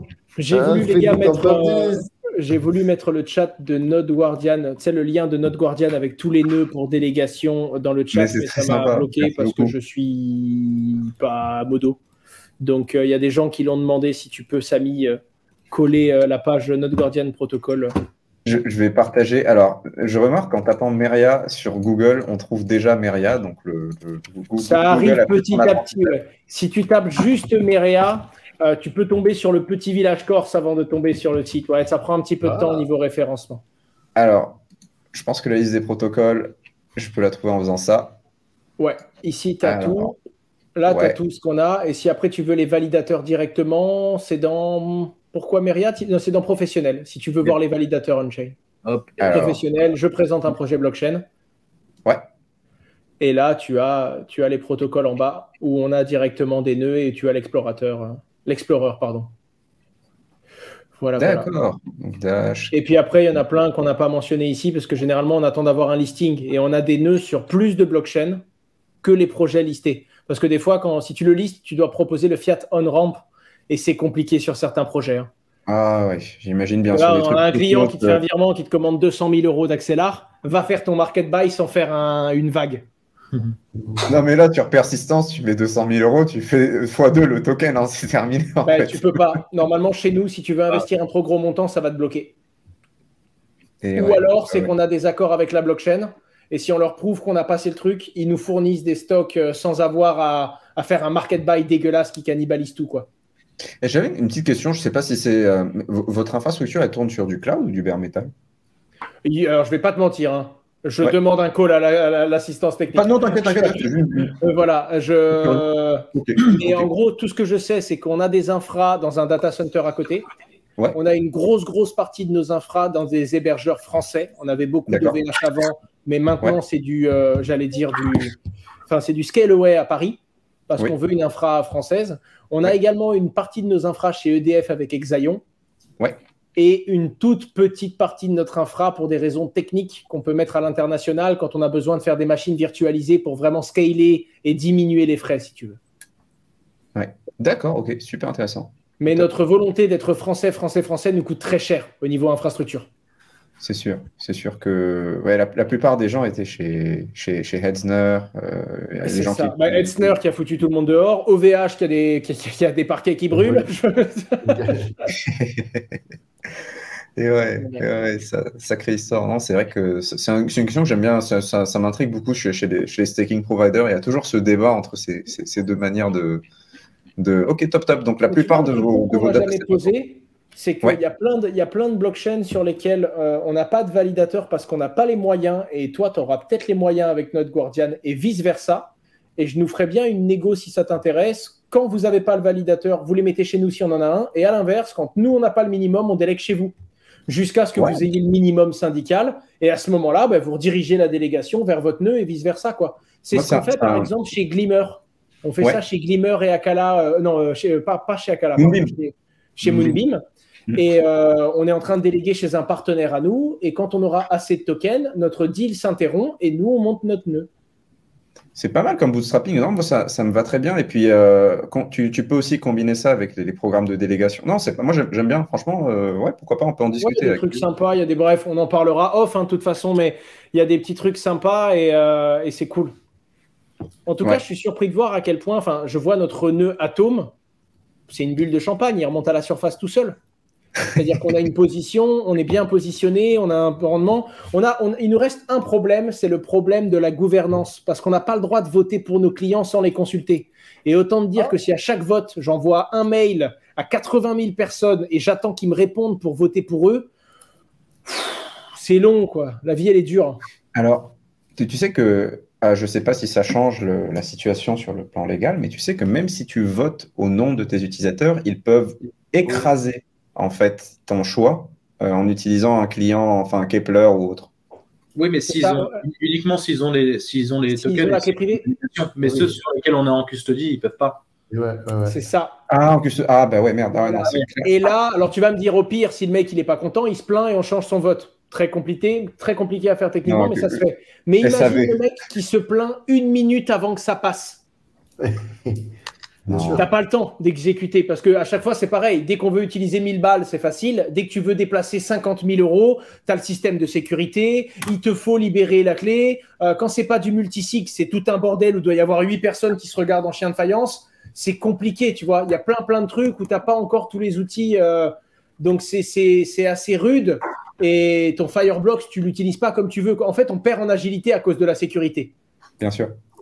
Il faut que tu fasses un outil personnalisé, ça prend du temps, ça doit pas être facile. Non, je comprends parfaitement. Donc c'est le seul truc qu'on a qui nous embête un peu, c'est que niveau gouvernance, on n'est pas top et ça nous convient pas encore. Oh, la gouvernance, c'est chiant de toute façon. Oui, mais bon, c'est essentiel pour être éligible à certains airdrops. Il y a quand même. Parce que ce qui est marrant dans Cosmos, c'est que justement, il y a une économie, des incentives. C'est rigolo. Le principe des airdrops responsabilise les votants. Ça oblige à suivre la gouvernance et je trouve que c'est un tokenomics intéressant. Ne nous éloignons pas du sujet. C'est quand même. Alors, tu veux que je te dise, il y a des gens qui veulent savoir. Aujourd'hui, je n'ai jamais eu autant de Bitcoin de toute ma vie et c'est en partie grâce à toi. Tu me déçois. Ah oui, je sais. Tu me déçois, mais tu veux que je te dise, plus j'avance, plus je creuse, plus je prends du recul, plus j'y crois à ce putain de Bitcoin. Fort. Je te jure, j'ai du mal. Et même, j'adore Ether. Ether, c'est ma deuxième position et j'en ai jamais eu autant qu'aujourd'hui non plus. Ah bon, Jamais. J'ai acheté très très fort quand il est descendu à 850, là, 880. J'en ai acheté. J'ai perdu une partie de mes coronesses quand il est monté à 1100, j'en ai vendu. Mais voilà, là j'ai une très grosse position. Je garde quand même de la liquidité. Tu as plus de Bitcoin que d'Ether ou plus d'Ether que de Bitcoin ou, En valorisation dollar? Oui, en valorisation dollar. J'ai plus de Bitcoin que d'Ether. Ouais. J'ai plus de Bitcoin que d'Ether. Je dois avoir presque 2 fois plus de Bitcoin que d'Ether. Parce que tu sais que moi, je n'ai pas quitté Bitcoin pour Ether parce que je ne crois pas en Bitcoin. C'est parce que je pense qu'il va mieux performer.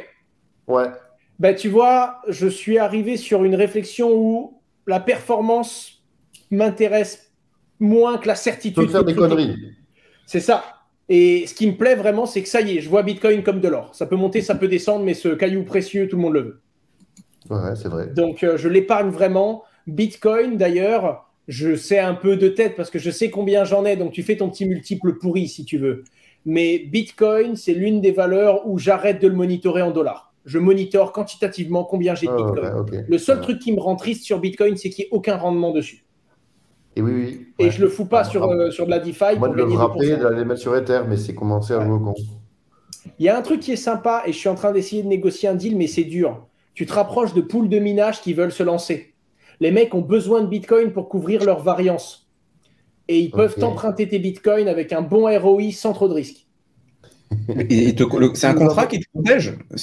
Comment ça se passe? Ça se passe quand tu as une boîte française qui peut te faire un contrat. Et c'est là tout l'enjeu. Ouais, d'accord. Parce qu'on est au capital d'une boîte qui aurait eu cette problématique. D'accord, ok.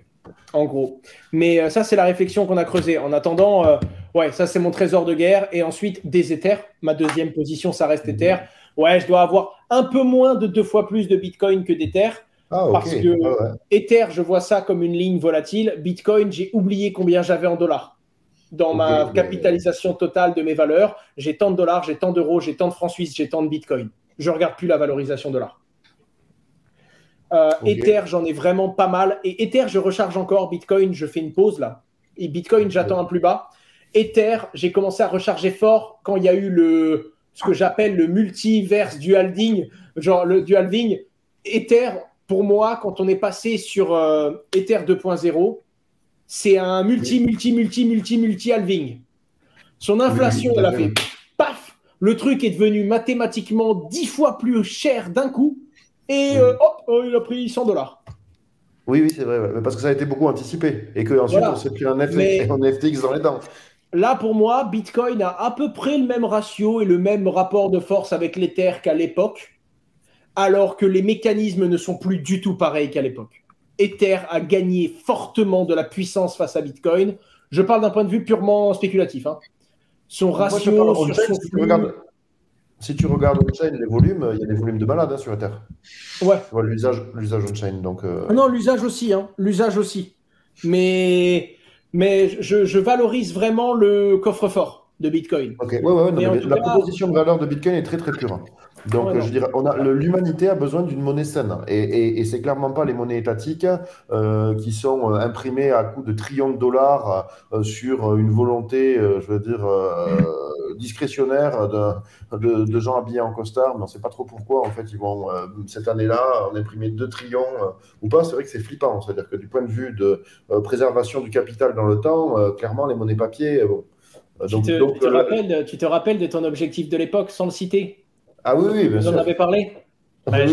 J'ai tapé cet objectif à cause de toi. Ah ben c'est très bien, mais je t'en félicite. Je suis sorti de ce restaurant-là, je me suis dit pourquoi lui et pas moi?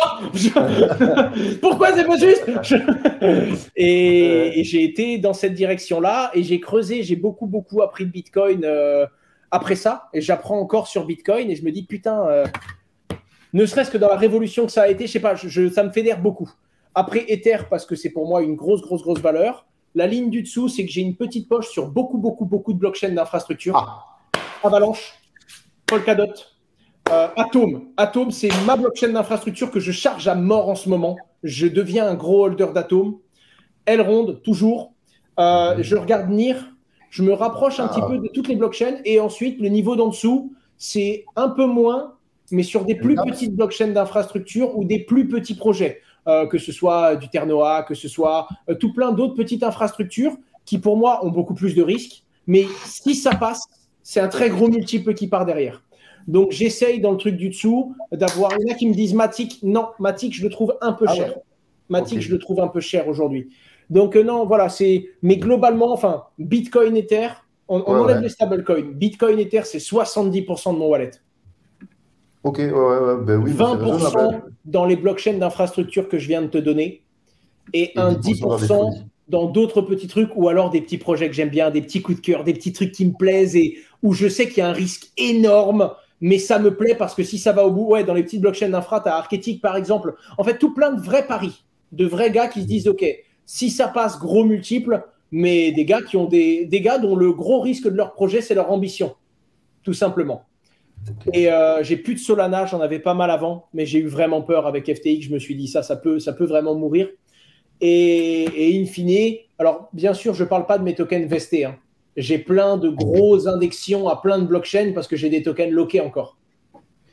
Et stable, qu'est-ce qui te reste en stable à retirer, à repositionner? Tu t'es déjà repositionné principalement ou pas? C'est ce qu'a dit Thibaut. Thibaut, il s'est repositionné majoritairement. Samy, pas encore. Moi, je garde un truc. Moi, comme je t'ai dit, j'attends 2 situations dans lesquelles je pourrais avoir besoin de cash. Donc, ma chandelle minimum, et c'est ce qui m'embête avec les exchanges, j'ai des gros ordres limites de rachat sur des bitcoins. C'est une dinguerie.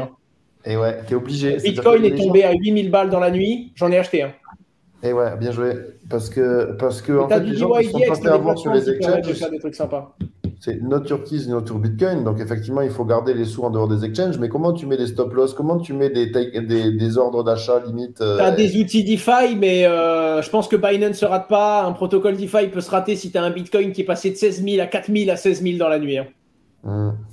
Ben, il y a les comment ça s'appelle, les sandwich attack. Les Kraken à l'époque qui étaient connus pour ces mèches du démon. Tu avais Ethereum qui tapait les $300 alors que. Mais tu as vu pourquoi? En réalité, j'ai creusé un peu sur Kraken ce qui leur est arrivé. Non seulement tu avais des petits order books, donc tu avais des mèches, mais tu avais également des hackers qui arrivaient à rentrer sur des comptes pleins de pognon. Mais ces comptes-là étaient loqués, ils ne pouvaient pas retirer. Du coup, le mec, il allait sur un order book vide, genre Ether, franc suisse, il dumpait, et sur un autre de ses comptes, il achetait de l'Ether à 300 $. Donc, il faisait une transfusion de compte et il arrivait à faire passer de la liquidité d'un compte à l'autre sans briser la sécurité de Kraken. On a vu via FTX, c'était une méthode populaire pour sortir des fonds d'un compte à un autre sur une paire illiquide quand ils avaient retiré les retraits internes. Ouais, t'as vu sur les NFT, ce que les mecs ont fait sur. C'est du génie, hein. Alors ça me dégoûte, ça me fait peur, mais quand je lis l'histoire, je me dis, putain, le mec, il est bon quand même. Hein. C'est pas le dernier des cons qui a fait ça quand même. Hein. Mais ouais, donc bref, je m'écarte, mais je m'éloigne plutôt. Mais ouais, ça c'est un peu ça. Et puis après, j'ai toujours un petit 5% de ma liquidité, ce qui représente quand même un petit peu de cash, dans lesquels je mets du 20, du 30, du 40. Mais j'ai gardé beaucoup de stablecoin et beaucoup de liquidité. Pourquoi ?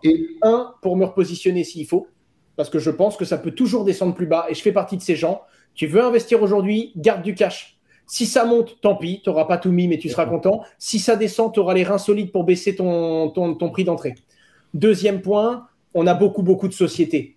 Avec les boîtes, ce qu'on dépense, je dois être capable demain d'injecter 1 million d'euros dans une de mes boîtes. C'est important de garder cette liquidité pour garder du... Ça a fait rire quand tu parlais tout à l'heure, Samy, mais tu veux que ton exploitation, elle tourne. Ce n'est pas qu'une question de cash. C'est une question d'équipe, c'est une question de valeur, c'est une question de message et d'aventure qu'on est en train d'essayer de créer. Tu dois être capable de poser du pognon sur la table. Nous, on n'a jamais levé de fonds sur la plupart de nos boîtes. Et quand on lèvera des fonds, je veux mettre au pot. Je veux montrer à mes investisseurs que sur cette valeur-là, j'y crois et je mets du pognon. Et donc, je dois avoir de la liquidité. Et ensuite, on a des comptes, on a des sociétés avec des comptes en Suisse, des sociétés avec des comptes au Luxembourg, des sociétés avec des comptes en France. On doit avoir de la liquidité euro, dollar, franc suisse. C'est important.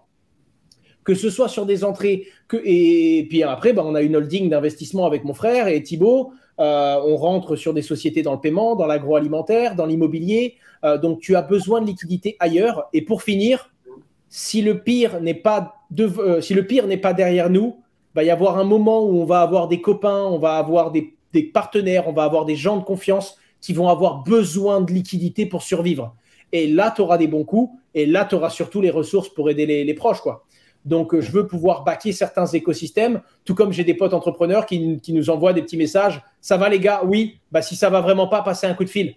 Tu vois, on essaye de garder de la liquidité parce que c'est ça qui fait que tu meurs jamais, quoi. C'est toujours imaginer le pire et de toujours garder de la liquidité. Et c'est que, tu sais, quand je te disais que je vendais trop tôt, je vends souvent trop tôt, mais c'est ce qui fait que je suis souvent un petit gagnant, mais rarement un perdant. C'est ce que j'essaye de faire, en fait. Et c'est ce qui me frustre quand je vois des bonhommes qui ont des wallets qui décollent 5-6 fois plus haut que les miens en bull run et moi je suis sorti en mode putain j'ai les boules. Ouais, on appelle ça un pointu dans le jargon. Ça c'est les pointus de Samy. Samy est expert dans la matière. Voilà. J'ai eu des valorisations, je me dis putain si j'étais pas sorti. Surtout, hein, mais même des projets que j'aime, tu vois, il y a un projet que je peux aimer, le truc fait x50, je liquide. Parce que d'un point de vue rationnel d'investisseur, même si tu kiffes le projet, rien ne fait x50 en 3 heures. Ça n'existe pas. C'est pas possible. Tu vois ? Donc, si le truc fait x50, récupère une grosse partie de ta mise. Ouais, ça veut dire que tu n'y crois pas. Non, c'est pas que j'y crois pas. C'est que Google ne s'est pas fait en un jour, tout comme la ville de Rome, et j'aurais pas tout misé d'un coup sur 3 heures. Non, mais c'est l'expérience. J'ai 2 dernières questions parce que là, le temps tourne et très rapide, qui sont très simples. C'est vos stablecoins, déjà, vous en faites quoi ? Moi, je peux te le dire, mes stablecoins, à 30%, ils sont on-chain. Je les mets sur des protocoles. À 40%, ils sont sur Meria. D'ailleurs, je suis le plus gros client de notre propre produit parce qu'on est à plus de 90% sur de la DeFi aujourd'hui. Ok. Si tu regardes, on a la diversification. Ça crache combien en ce moment? Là, c'est une question que 3,5. Ok. Ouais, c'est peu. Hein. C'est peu. Je vais même te dire. C'est le marché du moment. Peut-être 3,5, je suis optimiste. Mais de toute manière, l'idée dans la période actuelle, c'est pas de faire du rendement sur ces stablecoins, hein, c'est plutôt de jouer la. Ouais, c'est vrai, d'avoir de la liquidité. 3%. On est à 3%. Ben, ouais, tellement dur la vie. C'est comme ça. C'est moins, c'est pas ouf. Aujourd'hui, pour moi, ceux qui t'annoncent encore du rendement à 7-8% sur du stable, c'est qu'ils prennent des risques inconsidérés et pour le peu de pourcents en plus, le risque que tu vas prendre, il n'en vaut pas la chandelle, à mon sens. Hein. On avait trouvé avec Benoît une plateforme où tu pouvais taper du 15%. En gros, tu prêtais des fonds à des crédits conso dans des pays émergents, dans des BRICS. Et ouais, c'était rock'n'roll. Et donc, tu avais un. C'était quoi? C'était sur Clearpool. Non, c'est quoi la plateforme? Je sais plus, c'était quand on regardait le prêt, il y a surcollatéralisé, c'est AAV, et undercollatéralisé, c'est E. Je sais plus, j'avais fait un like sur Twitter, j'avais vu quelqu'un qui comparait toutes les solutions de prêt sous-collatéralisé. Et voilà. Mais le problème, c'est le risque de défaut de la personne qui te prête. Ah donc ouais. c'est en général. Ouais. Goldfinch, peut-être, ouais, c'est possible, oui, ce que tu dis, le Centaurus. Goldfinch, peut-être, ouais. Oui, peut-être. oui. Bah ouais, là, on évite les sous-collatéralisations. Surtout que quand on avait des surcollatéralisations, on se rendait compte qu'elles étaient sous. Alors là, maintenant, on fait gaffe, quoi. Non, on reste sur des gros protocoles, on essaye de pas trop bouger. Tu prends toujours des risques, même en faisant ça, quoi. 30 en défi, 40 sur Meria, et ensuite ensuite, beaucoup de liquidités bancaires. Ok. Pour les sociétés, pour ça. Ou non, je te dis une bêtise. Mes pourcentages sont pas bons parce que j'ai oublié que j'avais beaucoup d'or. J'ai beaucoup d'or. Ok, oui. Et j'ai de l'or liquide. C'est de l'or, c'est simple, hein, j'adore au coffre. Ils ont une grosse quantité d'or pour moi et ils gardent de l'or pour moi, quoi, tout simplement. Hein. Ok, moi j'ai du Pax Gold aussi, effectivement. Ouais, et c'est ce que j'aime bien parce que tu peux réclamer la livraison et tu peux avoir, en fait, tu peux savoir où est stocké ton Pax Gold. Moi, mon Pax Gold, quand j'ai vu les stocké, je l'ai dumpé. Et ce qui est marrant, c'est qu'avec Samy, on avait investi tous les deux dans Pax Gold, mais on n'avait pas le Gold stocké au même endroit. Mais regardez au coffre, hein, franchement, c'est cool. Hein. Et si tu as envie d'aller voir ton or, le mec, il te montre l'audit et le mec, il te fait descendre dans le coffre. Hein. C'est-à-dire c'était à Krasnoyarsk, en Russie. Allez. Au coffre, d'accord. Ouais. Au coffre, Cavera One, l'or tokenisé, Cavera Cash, l'or par carte de crédit. Et moi, j'aime beaucoup l'entreprise. En fait, c'est con, mais c'est centralisé pour moi. L'or, tu ne peux pas le décentraliser. Et d'ailleurs, je ne veux pas avoir l'or que j'ai à la maison. Il y a un mec qui est venu chez moi, il pensait que j'avais de l'argent sur une clé privée. Alors là, si je mets cet or-là dans mon salon, je ne dors plus. Eh ben, l'or, je ne l'ai pas chez moi. Et ce mec-là, c'est le gars à qui je fais confiance. Si ce mec-là fait défaut, j'accepte de perdre mon or. C'est mon pari. Et Jean-François Faure fait partie des gars qui, en 2008, ont été déçus par la crise des subprimes. Et quand Satoshi a pris la voie du Bitcoin, lui, il s'est dit « Ok, je pars dans l'or ». Et depuis, c'est l'un des plus gros entrepreneurs de ce domaine-là. J'aime vraiment beaucoup le gars. Bon, mais c'est super. Ça, c'était ma question. Donc, est-ce qu'il y a des variantes sur les stables, Thibaut, tu vois? Est-ce que tu as une variante ou pas? Ou c'est globalement comme ça? Non, c'est globalement comme ça. Un peu plus sur 50 Meria. Je dois avoir 10 ou 15 qui est sur du Binance en ordre pour rentrer. Et c'est tout. Et après, le reste, c'est sur de la liquidité traditionnelle. Et puis après, je diversifie USDC, un petit peu d'USDT, du BUSD et du DAI. Ok. Tu split. Moi, je suis principalement USDC, mais c'est vrai que. Ouais, c'est ma grosse ligne quand même, hein, c'est la plus grosse. Mais j'ai un peu de BUSD quand même. Paxos dollar, parce que je pensais que c'était la même chose, BUSD, que c'était du white label, c'était du Paxos dollar brandé Binance. Puis là, j'ai vu quelques papiers circuler comme quoi, temporairement, il manquait 1 milliard de collatéralisation sur les BUSD. Ça, du coup, je suis passé sur les Paxos dollar, parce que de toute façon, ils sont acceptés à 1 pour 1 sur Binance. Et j'ose parier que Paxos. Pax, ça fait partie des quelques-uns sérieux aussi. Par contre, c'est pour ça que ça m'a surpris ce que tu as dit sur l'or. Je ne savais pas. Mais Pax, USDC, BUSD et DAI, c'est les quelques champions où j'espère ne pas avoir de casse. Quoi. Et dernière question, toute simple. Les NFT, on n'en parle pas. Personne, je veux dire, vous en moquez. Moi, j'aime bien. Rien à cirer, c'est vrai, merde. Les NFT, j'en ai rien à carrer. Quoi. Les quelques NFT qui me plaisent, c'est des NFT utilitaires. Soit qui vont derrière un jeu, soit qui vont derrière un truc. Mais les ENS me plaisent, les noms de domaine en point crypto, en point Ether me plaisent. Mais il y a 2-3 bricoles, une petite bricole sur Tezos, une petite bricole sur Ether. Mais je n'ai jamais, et jusqu'à présent, je n'ai pas mis d'argent dans un NFT en espérant gagner de l'argent. Là, moi, je suis dans un projet NFT artistique qui me plaît bien, je trouve ça sympa, et j'en achèterai peut-être un parce que ça me plaît. Je peux pas en parler pour l'instant, mais ça va être... mais c'est chaud, c'est parce que c'est costaud, c'est contractualisé et tout. Mais en fait, j'ai bossé sur leur conformité juridique, surtout. Vous allez en entendre parler, mais c'est vraiment c'est du artistique.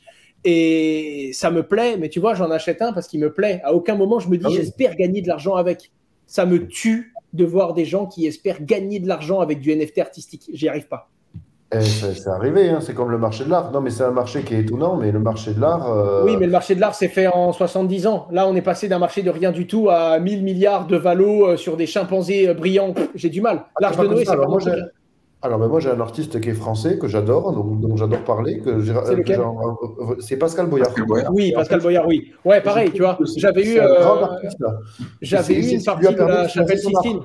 Ouais, la Chapelle Sixtine, ben moi, j'en ai eu parce que pareil. Mais tu vois, je ne l'ai pas acheté en espérant gagner du pognon. Ça, tu l'achètes parce que tu as une partie qui te plaît et tu veux avoir un morceau de l'œuvre. Ce qui me tue, c'est vraiment le random qui va sur OpenSea et qui se dit « Ouais, lui, j'ai lu sa bio, ça va monter. » Non, les quelques fois où tu as… je me souviens que ça m'était arrivé sur la Chapelle Sixtine. Je me suis dit « Bon, le mec est français. Il était là avant. Il a vu la révolution blockchain avant tout le monde. Lui, sur du long run, je pense que tu auras un fil de valeur qui va le suivre. » Ouais. Mais tu vois, les nouvelles collections de démarche, non, mais il y a beaucoup de démarches opportunistes avec des collections qui, en fait, n'ont que pour seul objectif, finalement, d'enrichir leur auteur, mais au niveau de la portée artistique, elle n'est pas évidente à percevoir. Et donc, effectivement, je comprends ce que tu dis. Hein, c'est-à-dire que Pascal Boyard, c'est l'art moderne, c'est pareil. Hein. Mais tu m'en sors d'autres des Français? Pierre Pose fait des trucs cool. Pierre Pose, à la limite. Mais l'équipe, là, RTFKT, je veux dire, qui a accompagné Nike, comment c'est Obvious aussi, les mecs, les jeunes Owen Obvious, ils sont cool, ils ont déjà exposé à New York et tout, mais c'est en fait c'est ils en ont fait quelques-uns qui sont sympas aussi. C'est que des mecs qui sont des artistes et qui ont utilisé le NFT comme un support supplémentaire pour exercer leur art. C'est pas des mecs qui sont devenus artistes via les NFT. C'est là toute la différence en fait. Ouais, c'est même la minorité de vrais artistes qui ont changé de support, à l'inverse du support qui a créé des nouveaux artistes. C'est ça qui m'a tué. La blockchain a créé des artistes. Non. Ouais. Non. Après, tu as les œuvres originales, les punks, en fait, ils avaient une démarche honnête et originale au moment. Alors après, leur appréciation, elle défie toute logique, mais il y a une portée. Ok, mais en tout cas, moi, vous avez répondu à ma question. Ce que je vois, c'est que de toute façon, à trop embrasser, on est très mal. Donc vous, forcément, vous avez commencé par le mining, les cryptos, aussi le staking. Donc votre focus qui rejoint, que ce soit Myriam et même Samy, il est plutôt autour de l'infrastructure. Vous aimez les projets d'infrastructure avec, bon, évidemment, une tension particulière pour Bitcoin, mais ça se comprend, c'est normal. Et après, voilà, c'est tout ça. Tu as eu des frustrations, c'est-à-dire qu'il y a plein de trucs sur lesquels on aurait voulu rentrer, mais c'était trop cher en bull run. Alors qu'aujourd'hui, tu peux te faire une place. Aujourd'hui, tu peux build, aujourd'hui, tu peux monter ton validateur, aujourd'hui, tu peux prendre une position et tu y crois, tu crois à la team, tu rentres. Puis tu vois un peu qui bosse aussi. Hein. Tu sais, tu as des projets, tu en as parlé, ils ne donnent plus une info, plus de développement, plus d'employés, plus rien. Tu arrives à voir aujourd'hui qui est en train de remuer, qui c'est qui est en train justement de brasser, tu vois ce que je veux dire? Et qui s'est fatigué depuis 4 mois en disant, bon, 18 mois, je les vois venir, je suis mort. Ceux qui sont encore en train de charbonner aujourd'hui, ils y croient, tu vois? Oui, bien sûr, c'est dans les bercs que vont se faire les plus belles histoires, ça c'est sûr. Donc c'est un peu ça, quoi. Mais écoutez, mes amis, moi je vous ai posé toutes les questions que je voulais, peut-être un enseignement, un conseil, un coup de projecteur ou un coup de gueule ou une sage pensée philosophique. Mais je pense que là, on a fait le tour. Hein, en 1h50 de live. Je vous remercie d'ailleurs. Hein. C'était riche d'enseignements. C'est super cool. Est-ce que vous auriez sur vos années un dernier conseil pour 2023, je veux dire, fruit de votre expérience? Accrochez-vous. oui, ben, ça c'est sûr. Hein. Franchement. C'est pas mal comme. Non, on va pouvoir. Attends, j'aimerais rebondir sur ce que toi tu as dit, sur l'expression que tu as utilisée là 2 minutes. Le grain de. On va pouvoir discerner le bon grain de. Le bon grain de livret. De livret, ça va être là, c'est dans les moments qui arrivent. Et c'est le livret justement... Ah Eh ben écoute, pour une fois que ce truc va rapporter du pognon, bon, tu me diras, ce ne sera jamais que 40% de l'inflation, mais ça, on ne le dit pas. Mais là, non, je pense que c'est dans ces phases-là, en fait, c'est dans ces phases-là qu'on paye l'opportunité de gain que l'on va avoir dans quelques années. C'est dans le bear market de 2018 qu'on a payé le droit d'avoir de l'argent qui tombe du ciel en 2021. Et c'est dans ces moments difficiles qu'on va payer le droit de capter de la valeur dans le prochain run. C'est parce qu'on doit en créer maintenant. Donc, on essaye de faire chacun notre truc, on va faire nos erreurs, on va se prendre des tôles, tu vas te prendre les pieds dans le tapis et tu vas te taper des moments difficiles. Mais je pense que c'est ce qui nous donnera le droit de faire les, entre guillemets, malins si jamais le vent tourne comme on l'attend et comme on l'aura prévu, parce qu'on aura également été là quand c'était compliqué. Bah, écoutez, moi, c'est tout ce que je vous souhaite, hein. Félicitations à vous pour cette belle entreprise et donc ce rebranding, cette belle société française par des Français dont vous affrontez le vent de face et vous irez le plus loin, le plus loin possible. Moi, j'en suis persuadé. Merci à vous, les gars. Un plaisir. Merci pour votre temps. Très, très cool. Merci pour votre temps aussi. Merci à l'audience, au chat pour votre participation. Et puis à très, très vite, à dimanche pour un petit roll-up de ce qui s'est passé dans la semaine. Prenez soin de vous.